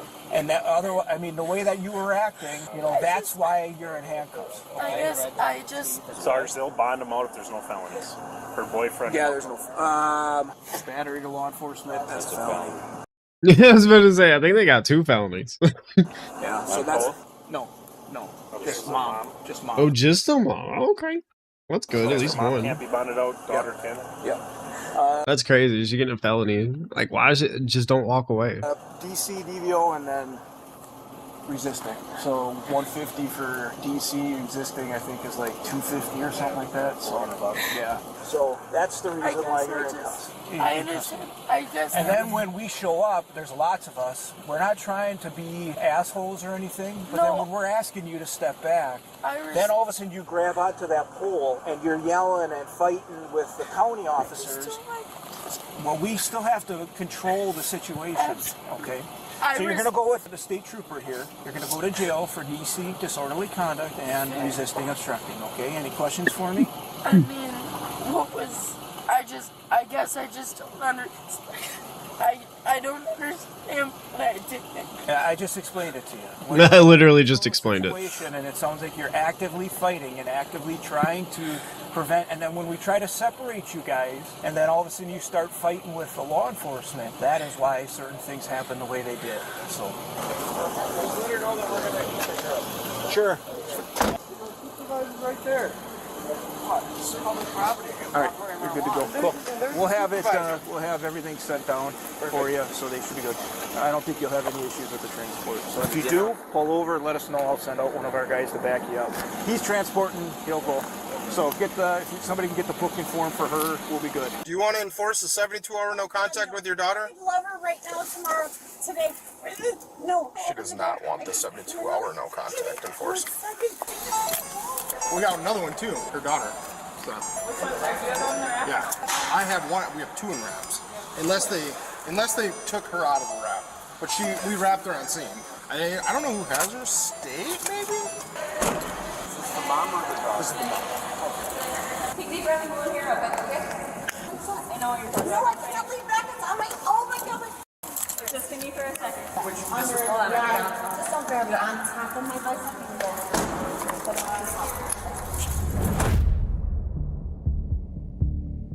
As a result, the mother was charged with felony battery threat to an officer, along with misdemeanor counts of disorderly conduct and resisting obstructing an officer. The daughter also faced misdemeanor charges of disorderly conduct and resisting obstructing an officer. Both were released within a day on a $10,000 signature bond and a $450 cash bond, with conditions requiring absolute sobriety and prohibiting contact with taverns or threat to an officer.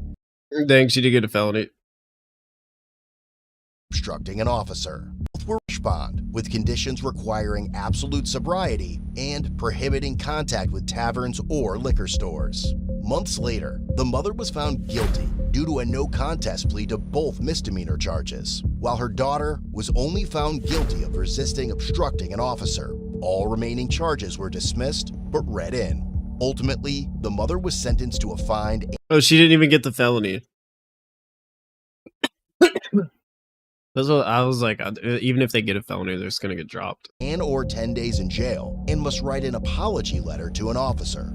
Her daughter received a 12-month deferred judgment agreement, meaning if she meets the specified conditions for a year, she won't be officially convicted, and the misdemeanor charge could be dismissed.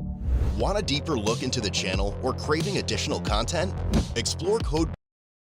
That was wild.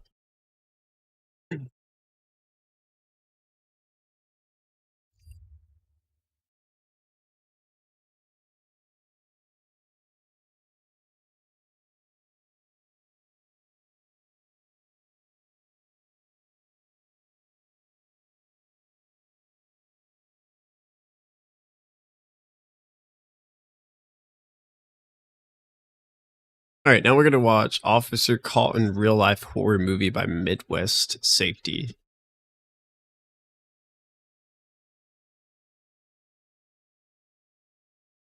Yeah, blood shards don't exist. They only existed like in the way back times whenever we used to get blood shards, but now they don't exist anymore. By himself. All the bots. All the bots took them.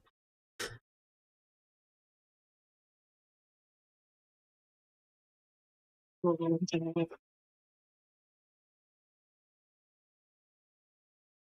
think that's what I was. I went from like 93 to 99 with no blood shards. It was very disappointing. I mean, I guess it was cool that I got one like right off the bat, but like, it sucks.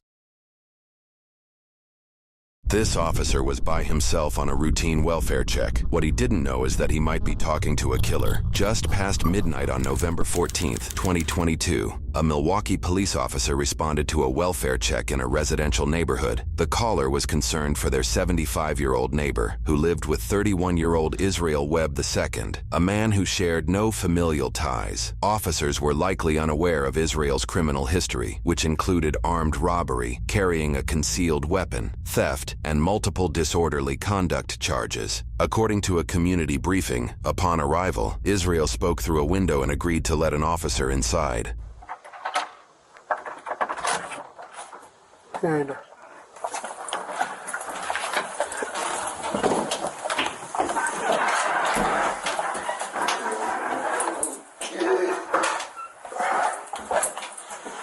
after you.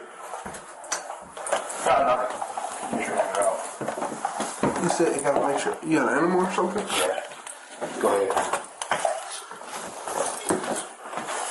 Here, Israel picks up a steel brake rotor on his way into the residence. What, this one? Yeah. Okay. What's that for? Oh no, it's to block the door and swings open. Ah, gotcha. According to the community briefing, this is the only entrance and exit in the home. The rotor likely weighs around 20 pounds, more than enough to prevent anybody from quickly leaving or entering the room. You want to just back on the door for me? Rocky? She's laying on her bed.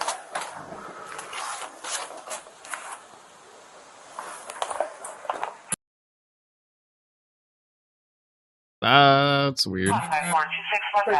Dorothy! Where's your bed at? Yeah. After you. You got any lights here? Yeah. You got the lights on? As long as you can pay a bill. Oh. Hey, where's you going there from? Yeah, no. What do you mean? She's right here. Oh. She's right here? Yeah. Dorothy?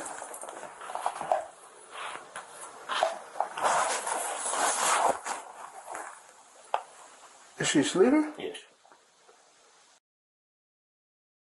Oh, this is weird. This is weird. Okay. Is she sleeping? Yeah. Okay. How long Alright. she been sleeping for? Like since 6. What's the bag for? She wets the bed. She wets the bed? Why you gotta cover it like that? Because it rained, well, I opened the window and stuff. Okay, you pull the cover back for me? Dorothy? Why is she covered up like that? Her face. Oh, she's sleeping. Oh my gosh. Why is she covered up like that? You know, her face. Oh, she's sleeping. I'd be like, can you put your hands behind your back, please? I need you to I need to make sure you're secure. Alright, just step back for me. Is it Dorothy? Miss Dorothy? No, I don't know, man. I'd have on my gun. I'd be like, Dorothy. Why don't you got flowers and stuff around her like that? Okay, step back. She's sleeping. She's sleeping. Why she got flowers on her? She dead. Step back. Yo, it's wild. She's dead. What do you mean she's dead? She's dead. I was going to call her relatives in the morning. Okay. Put your hands up. The phone's in my room. Put your hands up. Alright. Turn around. Put your hands behind your back. 5446. Can I get another squad to my location and the supervisor? Put your hands behind your back.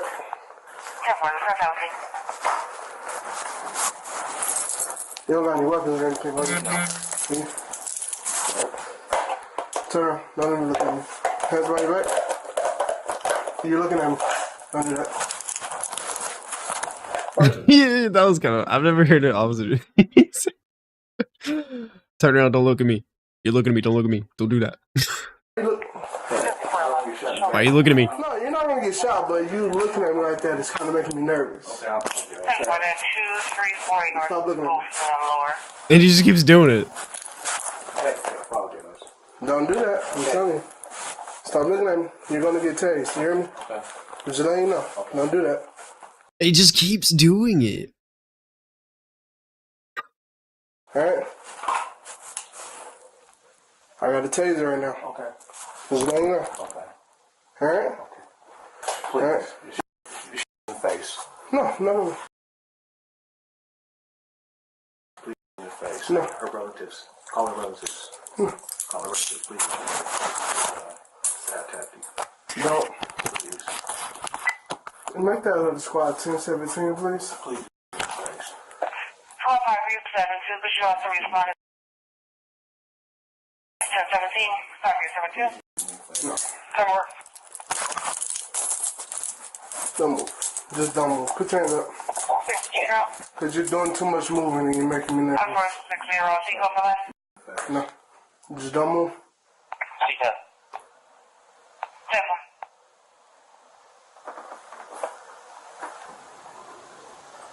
Report show stone. 3-4, sequel for that. On the ground.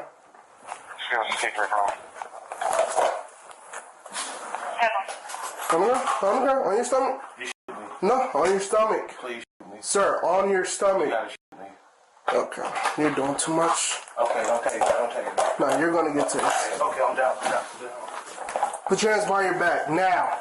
Yo, this whole interaction is so awkward. It's so weird.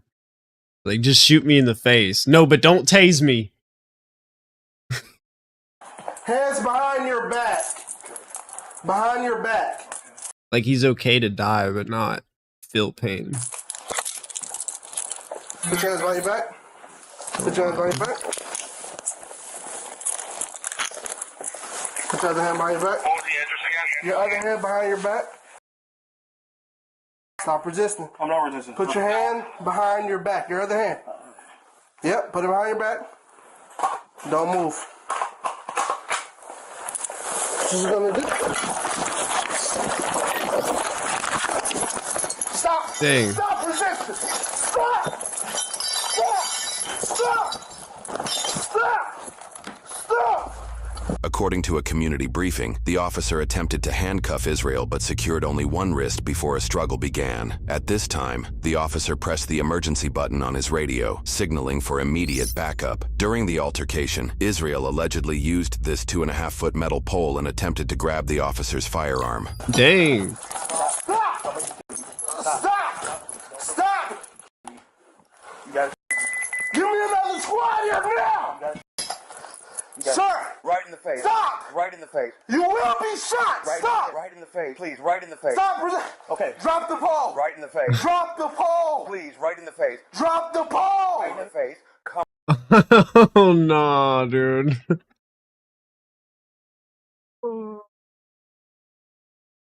He said stop or you will be shot. The guy said right in the face, right, do it. He's like, no? I don't want to do that. Never mind, we're not shooting you. Come on. Right in the Drop the pole! Right in the face. Drop! Do it in the Come on, right in Sir! the Please, right in the face. Right Drop in the pole! Right in the face. Right in the face, come on. Now I want to have to shoot Right you. in the face. Come on. Do it, please. Come on, you don't know what I see. Do it. Sir! Do it. Drop the Do pole! it. You don't know what I see. Do it. Sir! Right in the fucking face. What do you see? I want to know now. Drop the pole! Right in the face. Come on.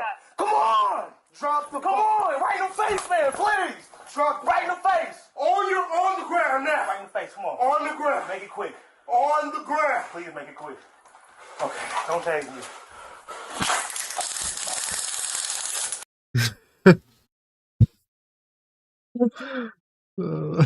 Don't tase me. Drop it! Drop it! Now! It's like you just dropped the pole. Right in the face. Drop it! Right in the face. Drop it! Right in the face. Come on. Drop it! You gotta do it, man. Right in the Drop Right in the face. the weight now! Right in the face. Drop the weight! Right in the face. Drop the weight! Right in the face. Drop the weight! Responding officers attempted a rear entry to the building, but ultimately had to kick down the door to assist. Subject is at gunpoint. You're in the squad. Right in the face. Come on. Don't take me, man. Don't take me, man. What? Drop the weight! He said, do it. Dang. Get me! Get me! Get me!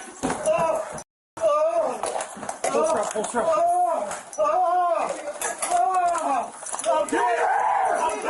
Give me your hand!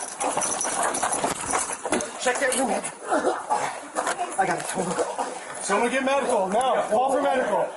According to a community briefing, despite being tased, Israel threw the brake rotor at the officer, prompting the officer to fire his handgun. This photo shows the damage caused by the rotor, which was allegedly just inches from hitting the officer. Israel allegedly continued to resist other officers, but was eventually taken into custody. Emergency medical services were immediately sent for Israel, and he survived the injuries. The 24-year-old officer was treated and released after minor injuries. The officer had 4 years of service at the time. A medical examiner was called to assess the 75-year-old woman, who had no signs of trauma. It was later determined she died from lung cancer, though the exact time of death remains unclear. An investigation Why was the dude freaking out then? was opened to determine if the use of force was justified after the officer-involved shooting incident took place. During this investigation, the officer was placed on administrative leave. On December 5, 2022, roughly 3 weeks after the shooting, the Milwaukee County District Attorney found the use of force was justified. The officer will face no charges. I mean, I would have done the same thing. I would have been like, yo, you need to turn around. Hell no. That dude was acting weird. That dude was acting weird. Regarding this incident. For this incident. And then he acted like he killed her. He didn't even do anything. This is weird. Why you gotta act so weird? Israel was charged with 1 count of battery of a law enforcement officer, 1 count of resisting an officer, and 2 counts of bail jumping, which was linked to a $2,500 signature bond for prior disorderly conduct charges, according to news sources. In February 2023, the court determined he was incompetent to make decisions related to his case and assist with his defense. However, the court deemed he was a likely candidate to regain competency in his case. He was forced to participate in 62 days of competency restoration treatment, credited as jail time if sentenced. In May 2023, he remained incompetent, leading to extended treatment. By late July 2023, the court declared him competent and set a $5,000 cash bond. In August 2023, he pled not guilty and posted the $5,000 cash bond in September after 10 months in custody. Though the case was prepared for trial, in February 2024, 15 months after the incident, the state dismissed all charges and refunded his bail. However, in March 2024, he was recharged for the same incident with 1 count of attempting to disarm a peace officer, 1 count of resisting or obstructing an officer, and 1 count of bail jumping.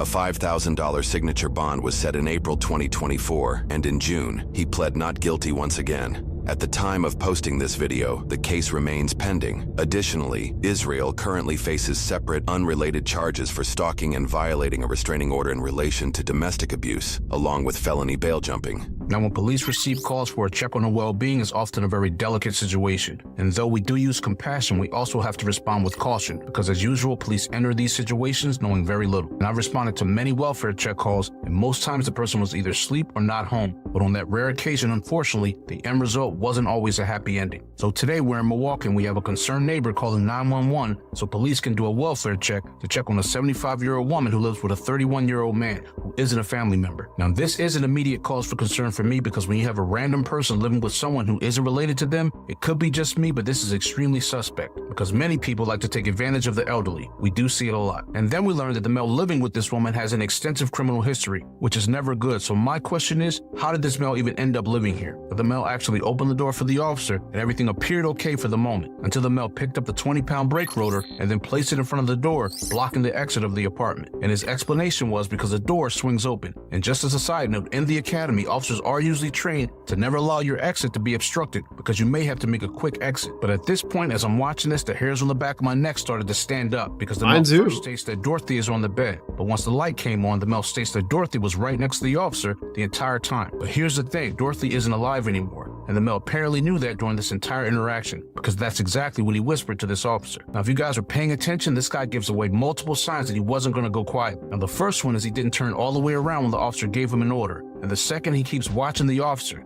And the last, he actually pulls away when the officer initially tries to cuff him. And these are all warning signs, and I cannot stress how dangerous this is because the officer is in this apartment with the door closed with a mentally unstable male. And that quick, as the officer tries to cuff him, the officer's in a fight because all we hear is the officer yelling to stop resisting because the body cam is falling off, and this interaction just got more disturbing as it progressed. Now, this officer had to yell to stop to this male over 11 times and drop the weight numerous times, and then still had to fire his weapon. But thankfully, this officer was not hurt, and his backup showed up right on time. However, this male is extremely dangerous, and although the deceased had no trauma, in my opinion, he should not have been living there. But lastly, this is just another example of how a simple check on a well-being call can turn into a fight for survival. But this officer did great, and he didn't receive any charges for his actions. So it's definitely a win in my book. That's all I have, guys. Remember to be safe, and I'll see you guys on the next one. Yo, these videos are wild.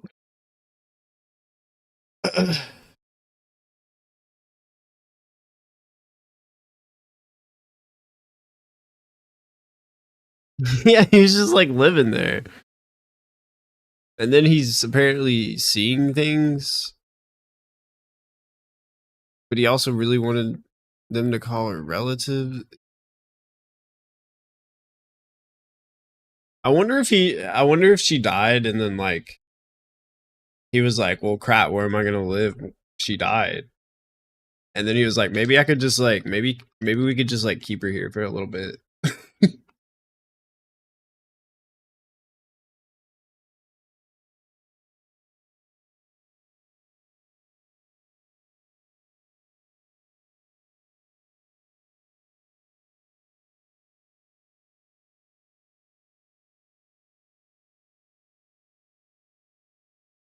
You got a butt shard? Nice. How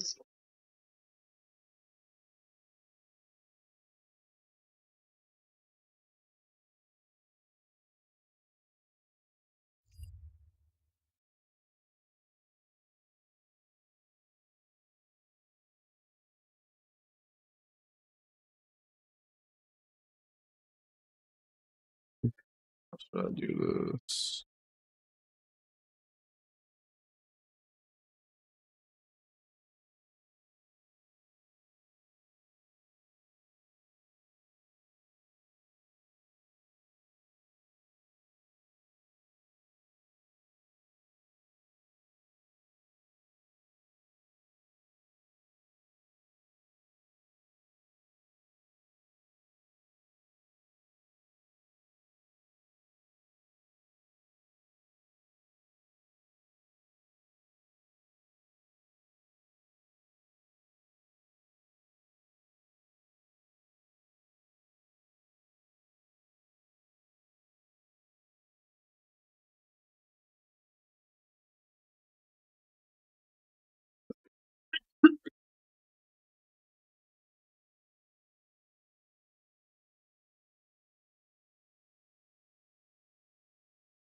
What am I to?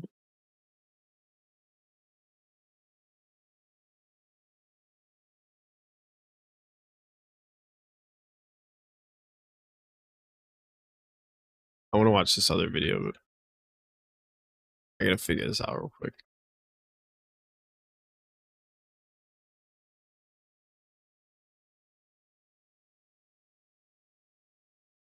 How is it unstable?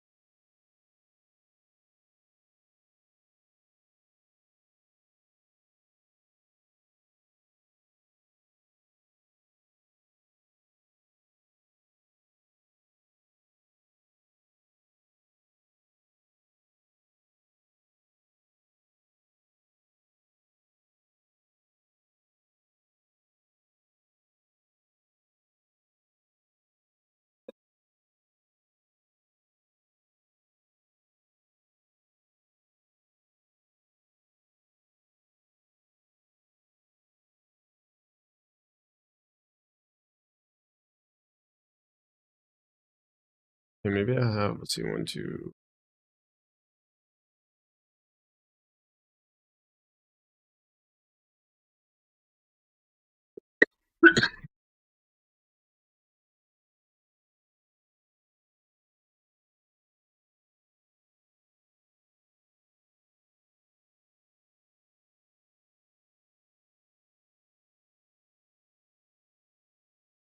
Don't tell me it's unstable.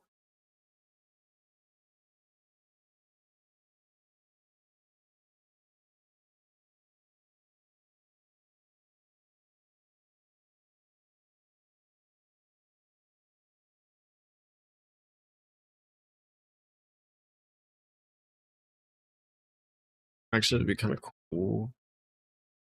You can go all the way back.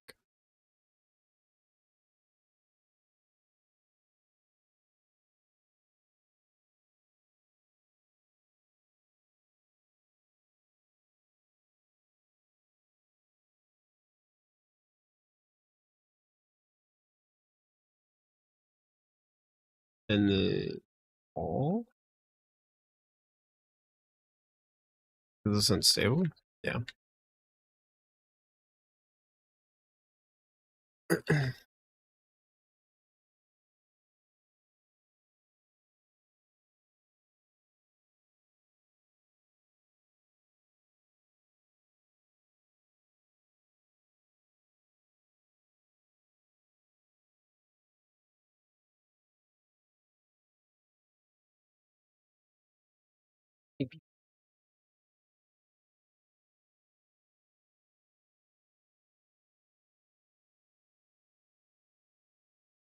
Yo.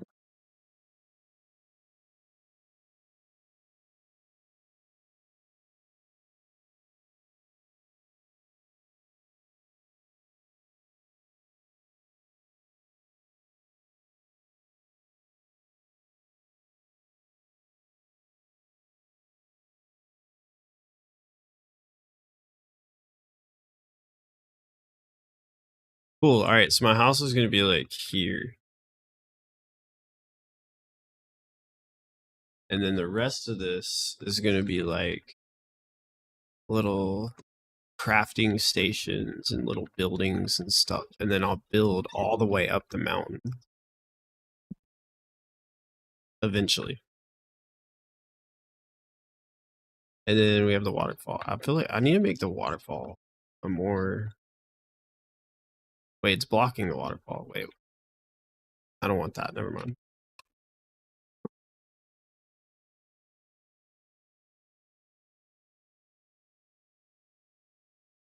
I need to bring it one more over.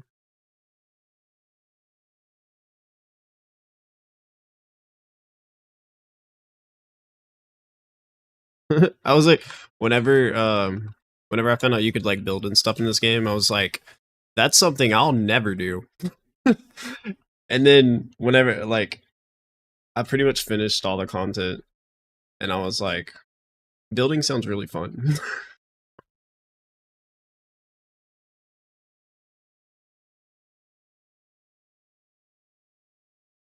Okay, so I don't want it to go out that far. I want it... Maybe I do like... No, I don't want it to block the waterfall. So I'll just do that.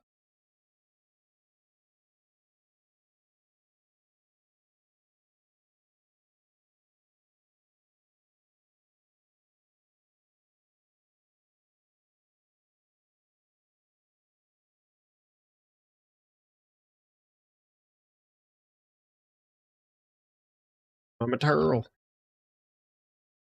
Need my wood.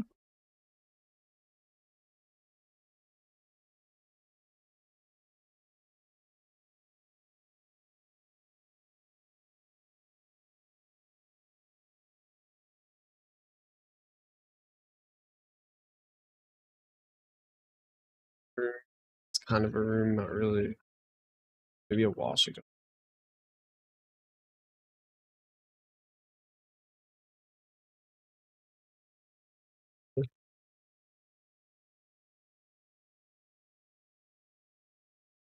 Because I kind of like it open.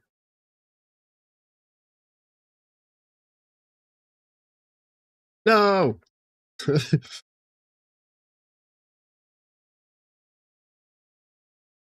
I need a beam.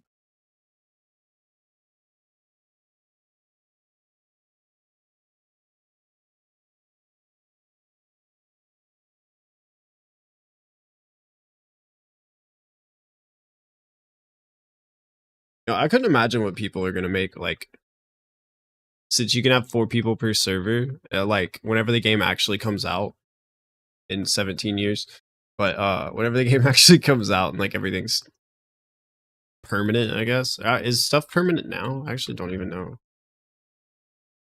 But people, like, you can build anything anywhere. So you could, like, build an entire town. Or, like, you can build anything. I'm just gonna build a base, though, I think. That's gonna be about it. I say that. I'm gonna end up building, like, an entire castle on the mountain. Yo, that's a good idea, though. That'd be kind of cool.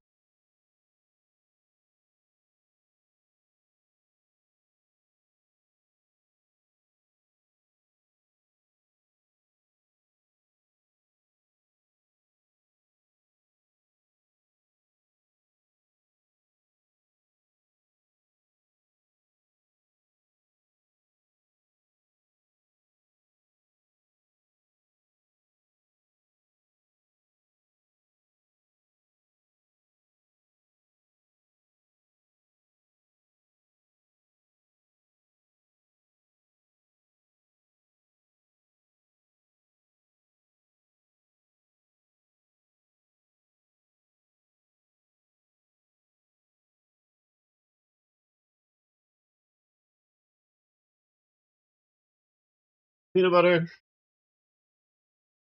Let me get my cat real quick.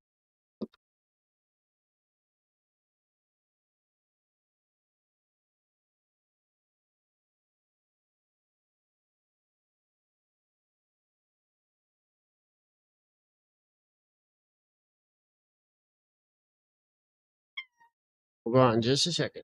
Okay. Here, baby.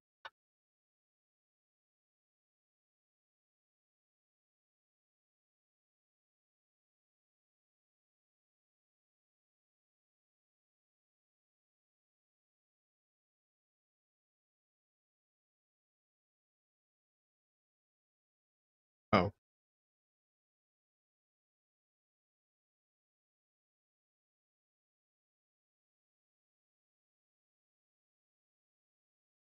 I got a lot of logs for this. I feel like I'm not even gonna need them.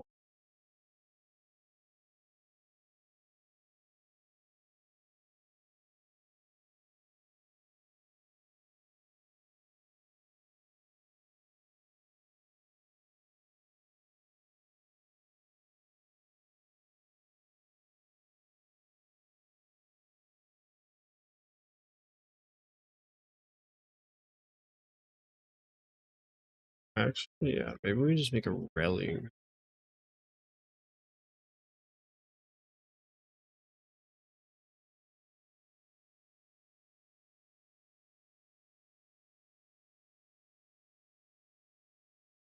Even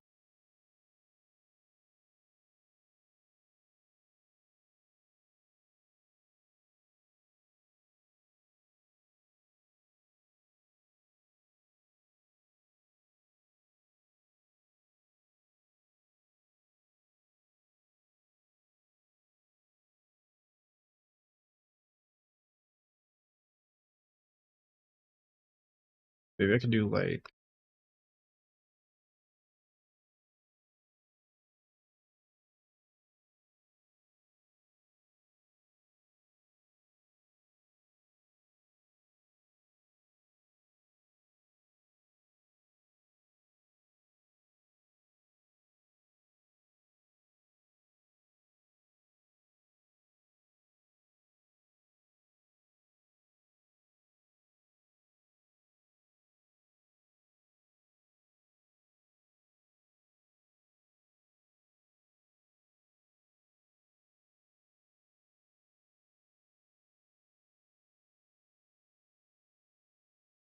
that's kind of neat. Like a little railing.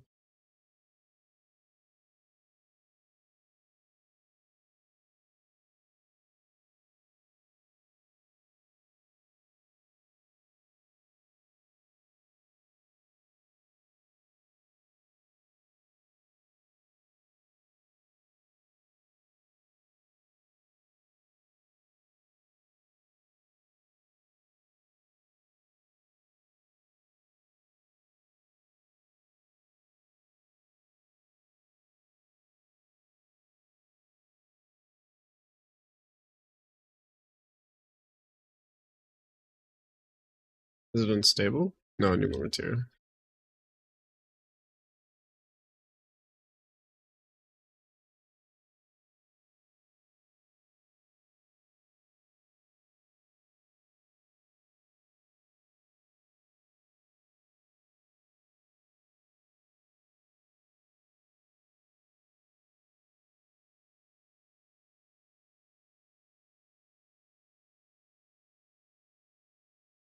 Okay, cool. It can be like the first layer. I guess that's the second layer. And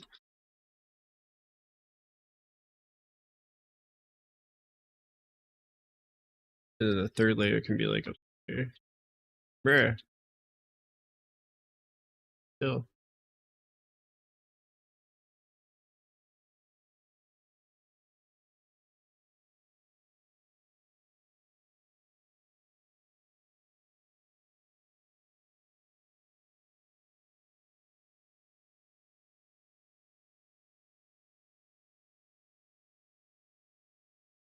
You're just gonna chill in the water?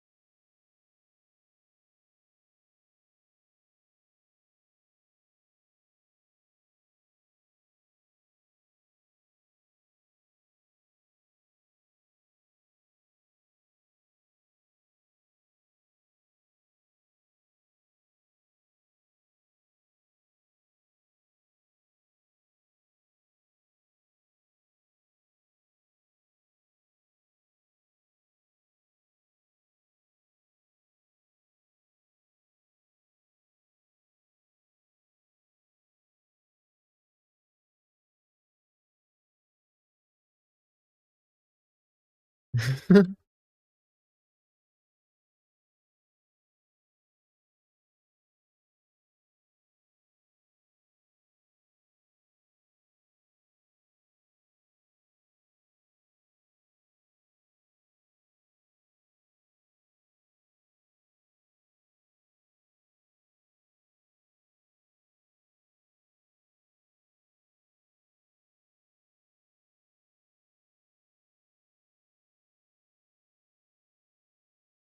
look like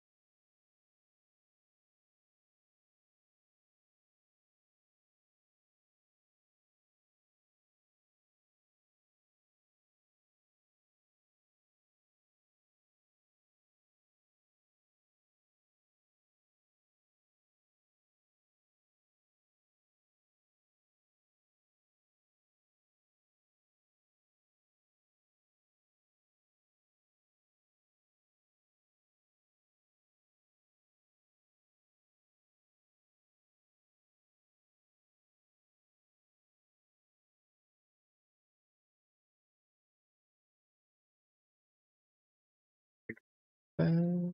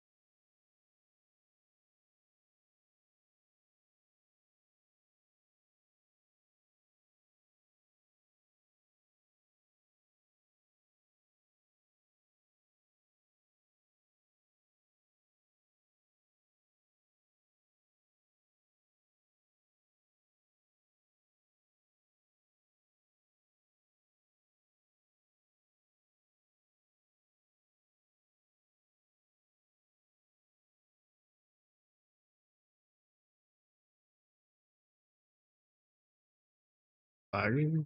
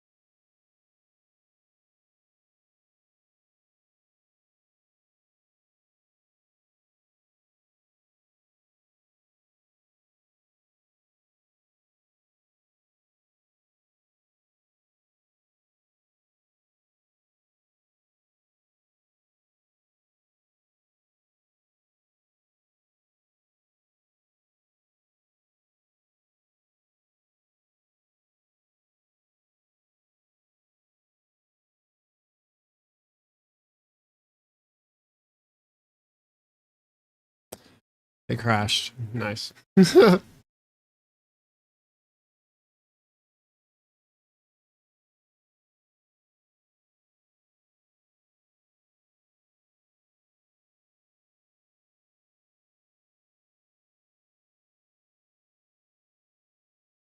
right, now we're going to be watching The Internet's Darkest Corners number 6. I don't think I've seen any of the other ones, but I've been watching a lot of this dude's videos. Fifth Really alarm. Working structure fire. 7741 Liberty Road Drive. It's 9 a.m. on May 18th, 2024. Residents of Charlotte, North Carolina wake up to the smell and sight of black smoke billowing up into the sky. The source: a massive 7-story apartment complex home to 239 luxury units, or at least what should have been luxury units. At the time, the structure was still under construction, meaning that thankfully no residents were living there. But this in and of itself presented 2 major problems. The first was that, in its current state, the top 5 floors were primarily just the bones of the structure, made almost entirely of wood and insulation, making the building as a whole extremely flammable, meaning that although the fire had started out relatively small, it was quickly going to consume the entire complex if it wasn't put out quickly. Which brings us to the second and even more glaring problem. The building was actively under construction when the fire started, and that morning 17 construction workers had clocked in, all of whom were now in grave danger. And by the time the firefighters arrived on the scene, the situation was already dire. And so firefighters rushed in, finding a large group of the employees and leading them out to safety. Though when they made it outside, they made the horrifying realization that they had only found 15 of them. Somewhere within that labyrinth of burning wooden walls, 2 men were left behind, trapped and calling out to anyone who might hear them. And these pleas weren't just being made to those on the scene, as in the following minutes, one of the trapped men, 30-year-old DeMonte Sherrill, would take out his phone, open up Facebook, and go live, revealing the horrifying reality that both he and his friend had found themselves in. Somebody send help, we're in South Park. Today, we're going to be showing our friends the basics of the internet, and we thought you might want to come along. You gotta do it now or never. If you own a computer, here's how to get the most out of it. Watch this, watch this, watch this.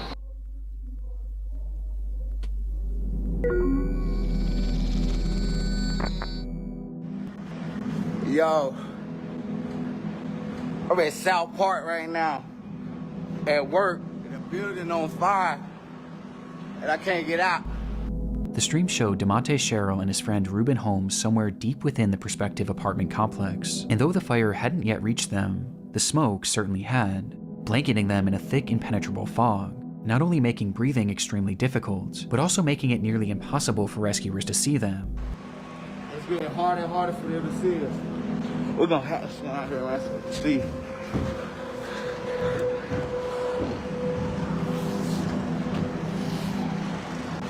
That's really scary. Like, what would you even do? I'd be trying to, like, I don't know, like, tie some stuff together so you can climb out the window or something. Like, that's crazy. The building on fire, I'm trapped inside, me and my man. This was likely one of the reasons why DeMonte chose to start this livestream, hopeful that it could show rescuers exactly where they were. But based on the footage, their positioning was far from ideal. They were on the second highest floor, floor 6, which had only one access point, a single stairway that was on the complete opposite side of the building. And based on their testimony in the footage, something had clearly blocked their path to that one remaining exit, meaning that the only other way out would be to jump. Though at 6 stories in the air, and falling into what would likely be the heart of the fire, this would have meant certain death. There was quite literally nowhere for them to go. Rescue was their only hope.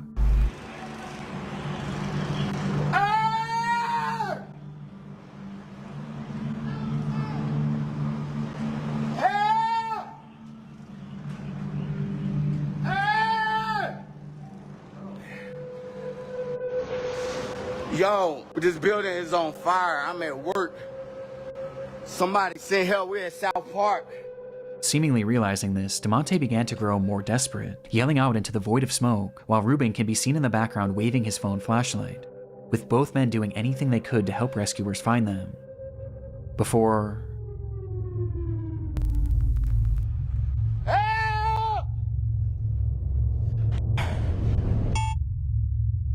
the stream abruptly ends. Rescuers were aware of the unfolding situation on the 6th story. They first tried to reach the men by using a massive crane with a basket attached, which can actually be seen in DeMonte's livestream. Though in it, you can see that it's also facing the complete wrong direction, as the smoke was just that impenetrable. However, at one point, it's believed that the crane operator did actually see these men, but the blaze was just too extreme, leading to the operator himself having to be rescued. This left only one real option for saving DeMonte and Ruben. They were going to have to go in after them. And so they climbed that stairway up to floor 6 and started their trek to the opposite end of the structure. Though before they could even make it halfway, the rescuers were relegated to a slow crawl, as the inferno around them raged more and more intensely, and the smoke grew thicker and thicker. Though that's when they began to hear screaming. Somewhere lost in that maze, Ruben and DeMonte were yelling as loud as they could for help. This sound was a sign that they were getting close. Though just then, rescuers would be met with another sound. All companies working 7741 Liberty Road Drive, evacuate structure, per command. All companies working 7741 Liberty Road Drive, evacuate structure. Command all companies, this will be defensive at this time. We'll be ready for this side to collapse. Everybody get out of the collapse zone. Confirming you are coming out, but you're not out of the building. With the order being given for all of them to evacuate, as by this point, the structure was engulfed in flames, and a collapse was imminent. The firefighters tried to call out to the two in one last attempt to guide them towards rescue, but they never came. In fact, at that point, the structure fell eerily silent. They would leave that structure without DeMonte or Ruben, and minutes later, the fire consumed the entire building, with the temperature inside reaching 2,000 degrees Fahrenheit. Before... That's crazy. It collapsed.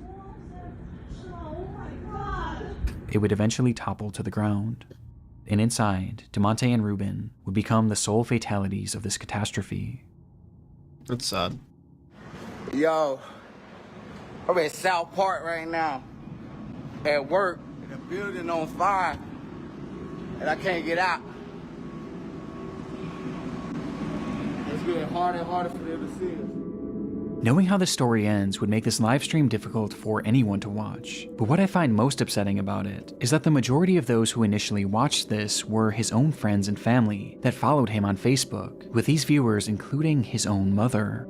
And a lot of them probably had no idea he even worked this job, as he had just been hired that week. His brother had also caught the stream as it was happening and actually rushed over to the scene where he pleaded with the firefighters to watch the footage. But despite doing the best they could, there was just too much working against them to save DeMonte and Ruben. Following an investigation into the fire, it was discovered that the crew was using an organic foam insulation, which was known to be extremely flammable and produce thick black smoke. And this became deadly when the machine used to spray that insulation caught fire, sending the whole building up in flames, where they had yet to install any sort of smoke detector or alarm system to alert the crew of a fire.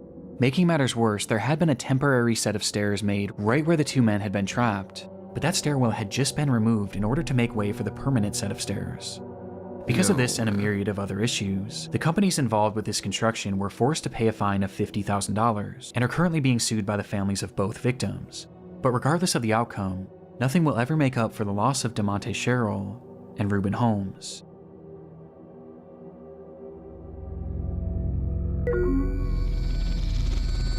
Definitely a creepy video. Things were getting concerning. Johnny Cashman spoke to his family nearly every single day, but now, on the 6th day without receiving any communication from him, they knew that something was wrong. Johnny lived in Lynchburg, Virginia, hundreds of miles away from his home in Maine, and so, being unable to check on him themselves, they called police in the area and requested a welfare check. Police entered Johnny's apartment on the 19th of April, 2022, and hours later, they would call his parents with the news that they had found their son dead on the floor. According to the officers, Johnny had experienced some sort of medical event that led to GI bleeding that ultimately claimed his life. But this made no sense to Johnny's family. He was only 38 years old and had just been given a clean bill of health after a full medical exam only 4 months prior. It was so out of the blue, in fact, that they even asked if there were any signs of a struggle or if there was any evidence that he may have taken his own life. But they were assured that there was no trauma, no drugs, and nothing suspicious found on the scene, and that, as shocking as it was, his cause of death was entirely natural, and had likely just been spurred on by drinking and tobacco use. with the only solace being that Johnny didn't suffer, as they stated that he had died instantly. Because of this, no autopsy was performed, as the case seemed as straightforward as it gets. And despite his family questioning if they should get their own autopsy, they were told by officers that it wouldn't be necessary. And so, Johnny's body was cremated and sent back to Maine, in what seemed to be the end of Johnny Cashman's story. Until the video. 10 days after Johnny's body was discovered, his ex-girlfriend and her mother made their way back to his apartment in order to retrieve some of her belongings. She knew that re-entering the space was going to be difficult, but ultimately there was no way she could have prepared for what was waiting for her inside. There was blood everywhere. It was pooled in the bathrooms, wiped on doors, spread all over the living space, and was even found on a chair and a banister. But the most horrifying part of it all was the walls. They were covered in splattered blood, which revealed long streaking handprints. It was something straight out of a horror movie, and although Johnny's cause of death was deemed natural, what they found in that apartment seemed anything but. Traumatized by what they were witnessing, the pair snapped multiple photos of the bloodshed and ran out of the unit, directly into Johnny's neighbor. This neighbor revealed that they believed something far worse than a medical emergency had happened to Johnny, as they had a security camera mounted to their door which faced Johnny's unit, and on the day of his passing, it captured something incredibly disturbing.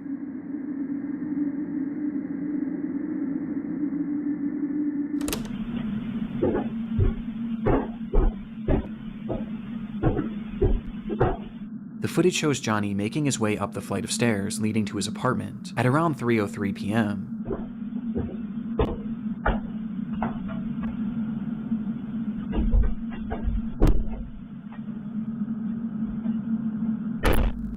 Nothing seems out of the ordinary at all, though it is noteworthy that he was holding an empty glass, perhaps insinuating that he had been drinking. But this doesn't seem to impair his movements much at all, as he punches in the code and enters his home, just as he did every other day.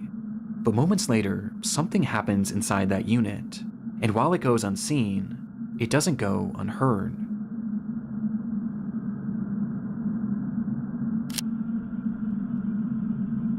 Oh, dude, what the fuck?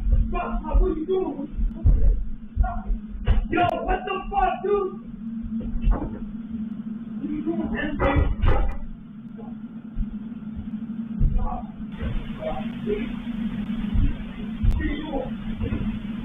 What are you doing, man? That's scary as fuck.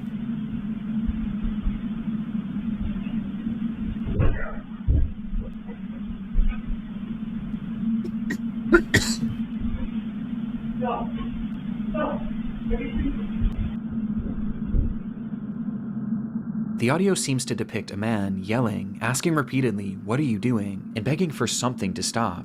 On top of this, you can also hear loud thuds and banging, almost as if things were falling over inside, or there was some sort of physical altercation, before the unit then goes quiet just a few seconds later. It was unclear if this voice was Johnny's, or perhaps someone else who had been inside the unit, but regardless, one thing was apparent from this audio: there was someone else in that apartment, despite the fact that Johnny lived alone. And just 7 minutes later, this unseen person would emerge.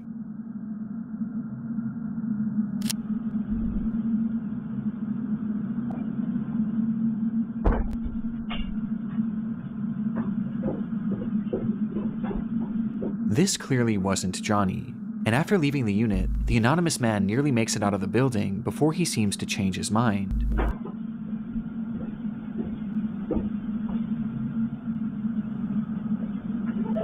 Turning around and walking back up the stairs before fiddling with the door handle, touching it only with his sleeve, like he was wiping off his fingerprints.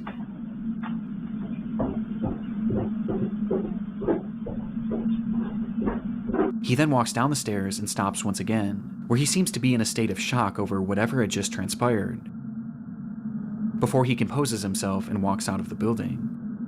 But the footage wasn't quite finished yet.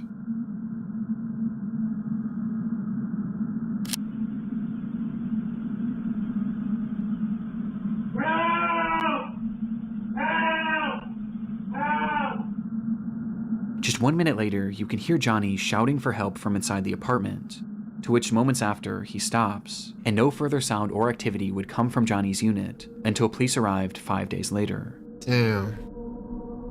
The footage and the scene at the apartment seemed to contradict what Johnny's family had been told about his death.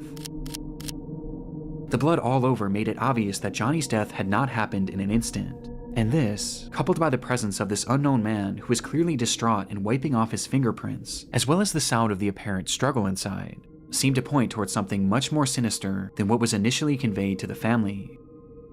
But even with this footage, police still believed that Johnny's death was due to a medical emergency, as they quickly changed their initial story, saying that the blood spread was due to uncontrollable vomiting, and that Johnny had in fact likely suffered, at least for a short while. But this medical emergency wasn't elaborated on, as they didn't truly know what caused it, as no autopsy was ever performed, nor could one ever be performed, as by this point, Johnny was already cremated, and cremated because of the officer's initial statements. So if Johnny had actually been murdered, which the footage does seem to suggest, there was now virtually no way to prove it.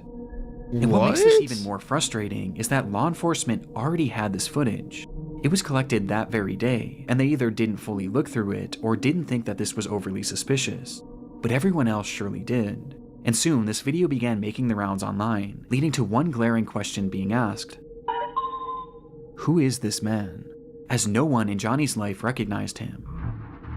Well, it wouldn't be until May 11th that investigators would finally ID him as Stephen Church, and upon being questioned, he revealed that he had moved to Lynchburg for work, but the opportunity he had lined up fell through shortly after he arrived, leaving him with no money and without a place to stay, which is when he met Johnny, who offered to let him crash on his couch. He supposedly stayed with Johnny for 3 days, and described Johnny as an alcoholic who drank constantly, including on that fateful day. When Johnny arrived home, Stephen claims that he started drunkenly yelling at him about paying rent, which led to the two getting into a verbal altercation, but he insisted that this altercation never turned physical, and that he left immediately after, to which he quickly went back to clean his prints because he was afraid that Johnny would try and have him arrested for squatting, and having already racked up 2 felonies in his life, Stephen was paranoid about going back to jail. But when Stephen was leaving, he did mention seeing Johnny hunched over the toilet as if he were going to vomit, but he claims to have left before this so-called medical emergency started. This is the gist of Stephen's account from that day, but the problem is, it doesn't really match up with what we're hearing in the video. What the fuck? What are you doing? Yo, what the fuck, dude? From the footage, we can hear everything going on in that unit, but at no point do we hear any sort of an argument, nor do we hear anything about rent, with the phrases lending themselves more to a physical struggle rather than a verbal one. In fact, the whole time it appears that we're only hearing one voice. But there is an exception.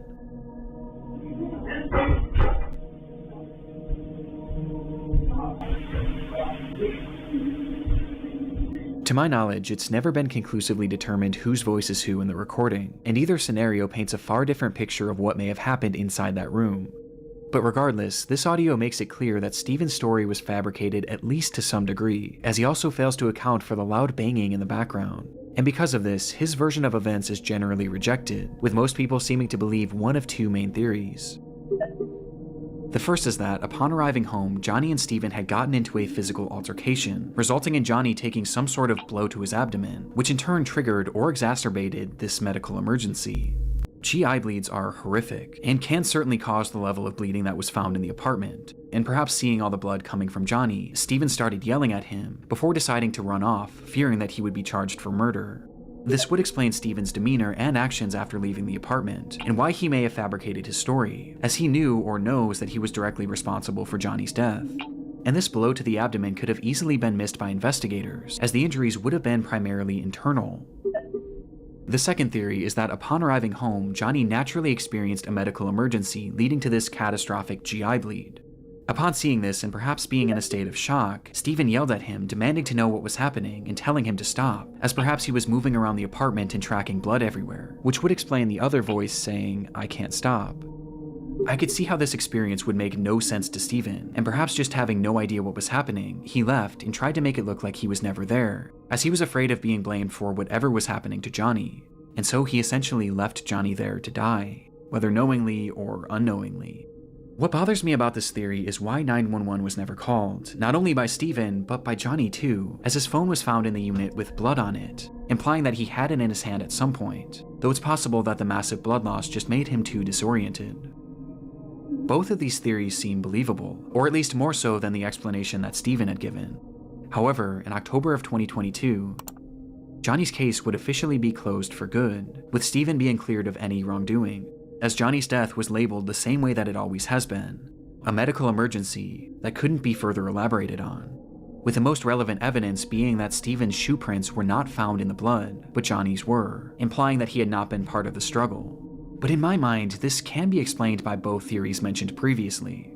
Though regardless, without the possibility of an autopsy, this is likely where this case ends for good. But with this disturbing footage, I can't help but think that there was more to the story than we may ever know. Yeah, that's creepy.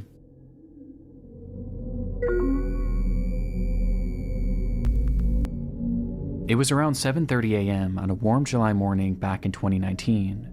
17-year-olds Bethany Martin and a 16-year-old friend decide to walk to a gas station near their home in San Antonio, Texas. And as the two of them made their way down the road, their path brought them parallel to a drainage ditch, which was often filled with various trash and other discarded material. But on this day, something far more interesting caught their eye. It looked like a man crouching down and leaned up against one of the concrete walls, but the closer they got, the more they realized how unusual his posture was. He looked completely unnatural, and he wasn't moving. And by the time they came face to face with him, the reality of the situation would hit them. They had just found a dead body. This discovery was enough to traumatize anyone, especially two teenagers, and upon calling the police and being sent on their way, Bethany and her friend would make the long walk back home contemplating what to do next, before they eventually landed on the idea of sharing their experience with the world. And so, as soon as they got in the door, they began to set up lights and their camera in order to film a TikTok.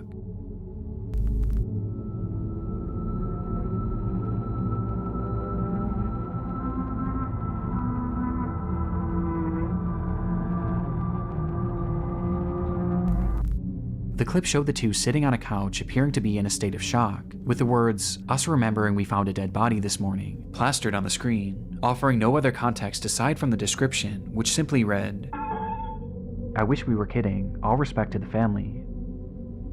Some offered sympathy for the girls, while others viewed their post as insensitive and exploitative, but others weren't even convinced it was real, partially due to this glaring lack of context. But any doubt of this post's legitimacy would be quickly thwarted by a discovery made not even one full day later, as it was revealed that this recording hadn't actually been the only video that these two girls had made on that fateful day. On their walk to the gas station, the girls had stumbled across the body of 25-year-old Marcus Adams, with the young man having seemingly perished earlier that morning, with it being apparent that he had taken his own life. But upon finding Marcus, the girls weren't actually overwhelmed with sadness or even shock, as instead, their focus immediately went to something far different, as something on the man's body had caught their attention: his necklace. The girls really liked it. In fact, the unnamed 16-year-old had said that it matched her fashion perfectly, and so before police arrived, the two would once again pull out their phone and start recording, showing Bethany approaching the body with her intention being to grab his necklace, which she eventually does, removing the medallion and giving it to her friend, before tossing the chain into the grass nearby, leading to the girls running away from the scene. The 16-year-old would then post that video onto her Snapchat story, for all of her close friends to see. I can't show the footage for obvious reasons, but it's truly awful, and just based on the audio alone, you can tell that they're very obviously having fun doing this. You gotta do it now. Now or never. Here, hold me. I got it. Oh my god. Oh my god. Oh my god. Oh my god. Oh my god.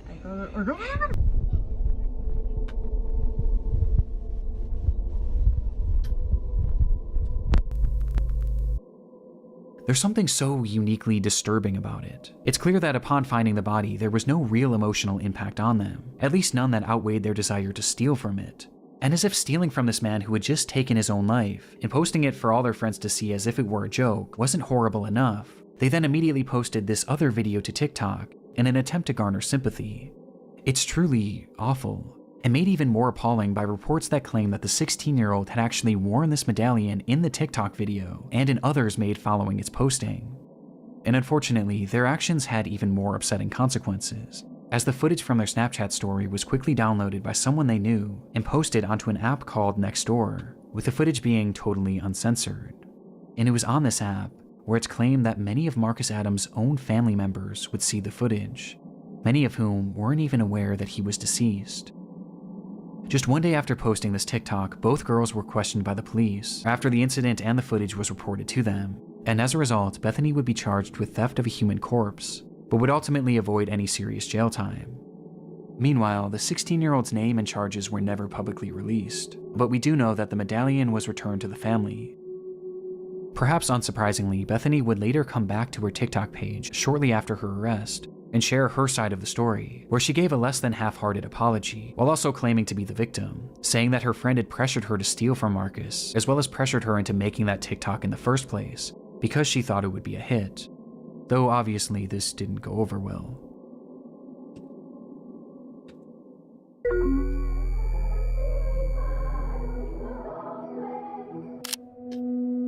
On December 20th, 1984, 12-year-old Janelle Matthews disappeared from her home in Greeley, Colorado in the evening hours. I mean, what 16-year-old hasn't wanted to steal something from a dead body? No, I'm just kidding.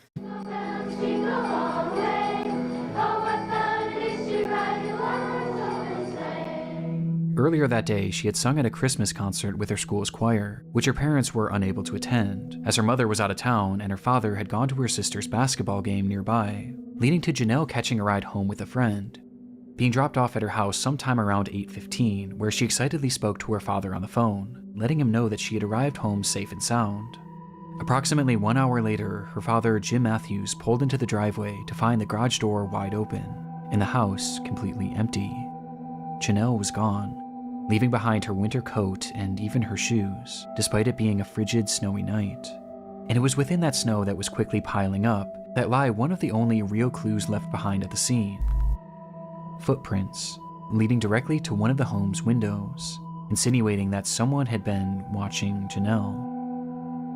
12-year-old Janelle Matthews disappeared from her Greeley home 1 month ago today. It's believed she's the victim of a kidnapping. She has not been seen or heard from since December 20th.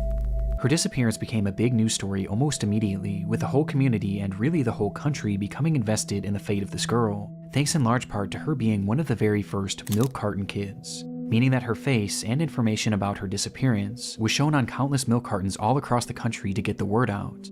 And as a result, this case became huge in the mainstream media, as even politicians began to make note of Janelle's story, with then-President Ronald Reagan mentioning the girl in one of his speeches. I learned about Janelle Matthews of Greeley, Colorado, 5 days before Christmas.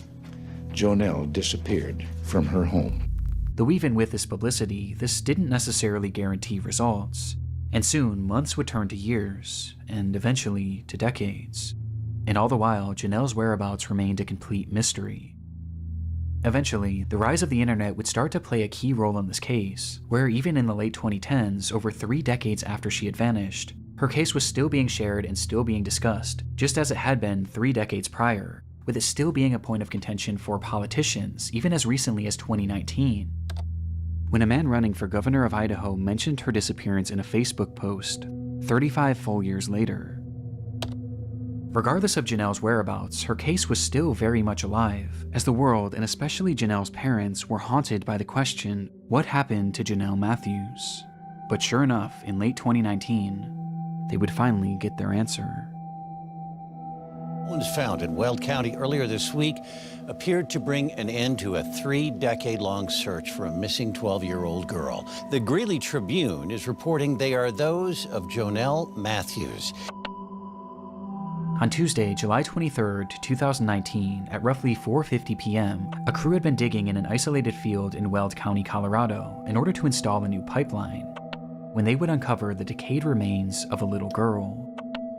It was Janelle, still wearing those clothes that she had worn to her recital, meaning she had likely died the very day she disappeared, having been killed by a single gunshot wound to the head. Janelle Matthews had been murdered in cold blood, and almost immediately upon finding her body, the police would also zero in on their suspect. The man's name was Stephen Pankey, and at the time of Janelle's disappearance, he had been living in the same general area in Colorado. But by 2019, Stephen had long since fled the area, as after the crime, he would eventually pack up seemingly out of the blue and move to Idaho, where when Janelle's body was discovered, he just so happened to be running for governor.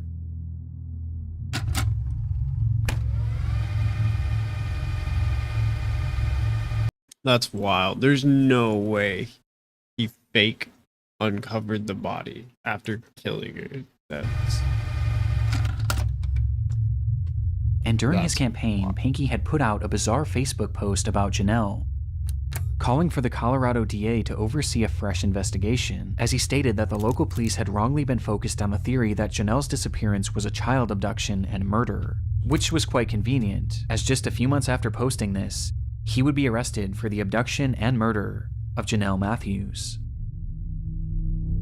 Police believe that Janelle had first caught Stephen's eye when he was working as a janitor at the church she attended, with this leading to him stalking her and eventually abducting her on that fateful night, where he threw Janelle in his car and ultimately ended her life, for no reason other than his sick satisfaction. He then proceeded to bury her in a field 20 miles away, in a spot that he was certain no one would ever find her. Now, the evidence supporting this is mainly circumstantial, but it is incredibly concerning. Just one day after Janelle's abduction, Pankey decided to take his wife to California in order to celebrate the holidays with his parents, with this trip being completely unplanned, as his wife was only told of it literally the day of. And making things stranger, when they returned home, Stephen's car conveniently caught fire and was burned to a crisp, to which he offered no explanation for. But in response, he would take the car to a local scrapyard where it would be even further destroyed, taking any potential evidence along with it. But while this is all strange enough, police say that the main indicator that Stephen was their man was his clear obsession with Janelle's case. Shortly after the slaying, Stephen began listening and watching any news reports he could on Janelle's case, while also having his wife read every single article about the missing girl out loud, to which he would often have her repeat them over and over again. But his obsession didn't stop there, as he would then start frequently calling the police, wanting to talk to them about the case, even going as far as to give them potential leads, as he claimed to be fearful that he was going to be blamed for the crime, despite having seemingly never even met her. And it was during some of these many unusual phone calls that he was said to have given details on her disappearance that were never actually made public. His obsession was entirely uncanny, bringing up her disappearance at random even decades later, with his Facebook post being a perfect example. And as it turns out, one of Stephen's most incriminating statements came as a result of something he mentioned in that infamous message. In it, Stephen says that his son Carl had been murdered in 2008, which is in fact true, as the murder was actually fully solved, with it being confirmed that Stephen had nothing to do with it. But when he was mourning the loss of Carl, something unusual happened. His now ex-wife recalled that following Carl's death, Pankey never once cried, until the day before his memorial service, where she watched him from a distance walk up to their son's urn and begin to sob, eventually blurting out, "I hope God didn't allow this to happen because of Janelle Matthews." Despite maintaining his innocence to this day, Pankey was sentenced to life in prison with the possibility of parole in 2040, his conviction coming 12,634 days after Janelle Matthews' disappearance, with Pankey's cryptic Facebook post serving as a dark relic of his twisted obsession that would eventually expose him as Janelle's killer.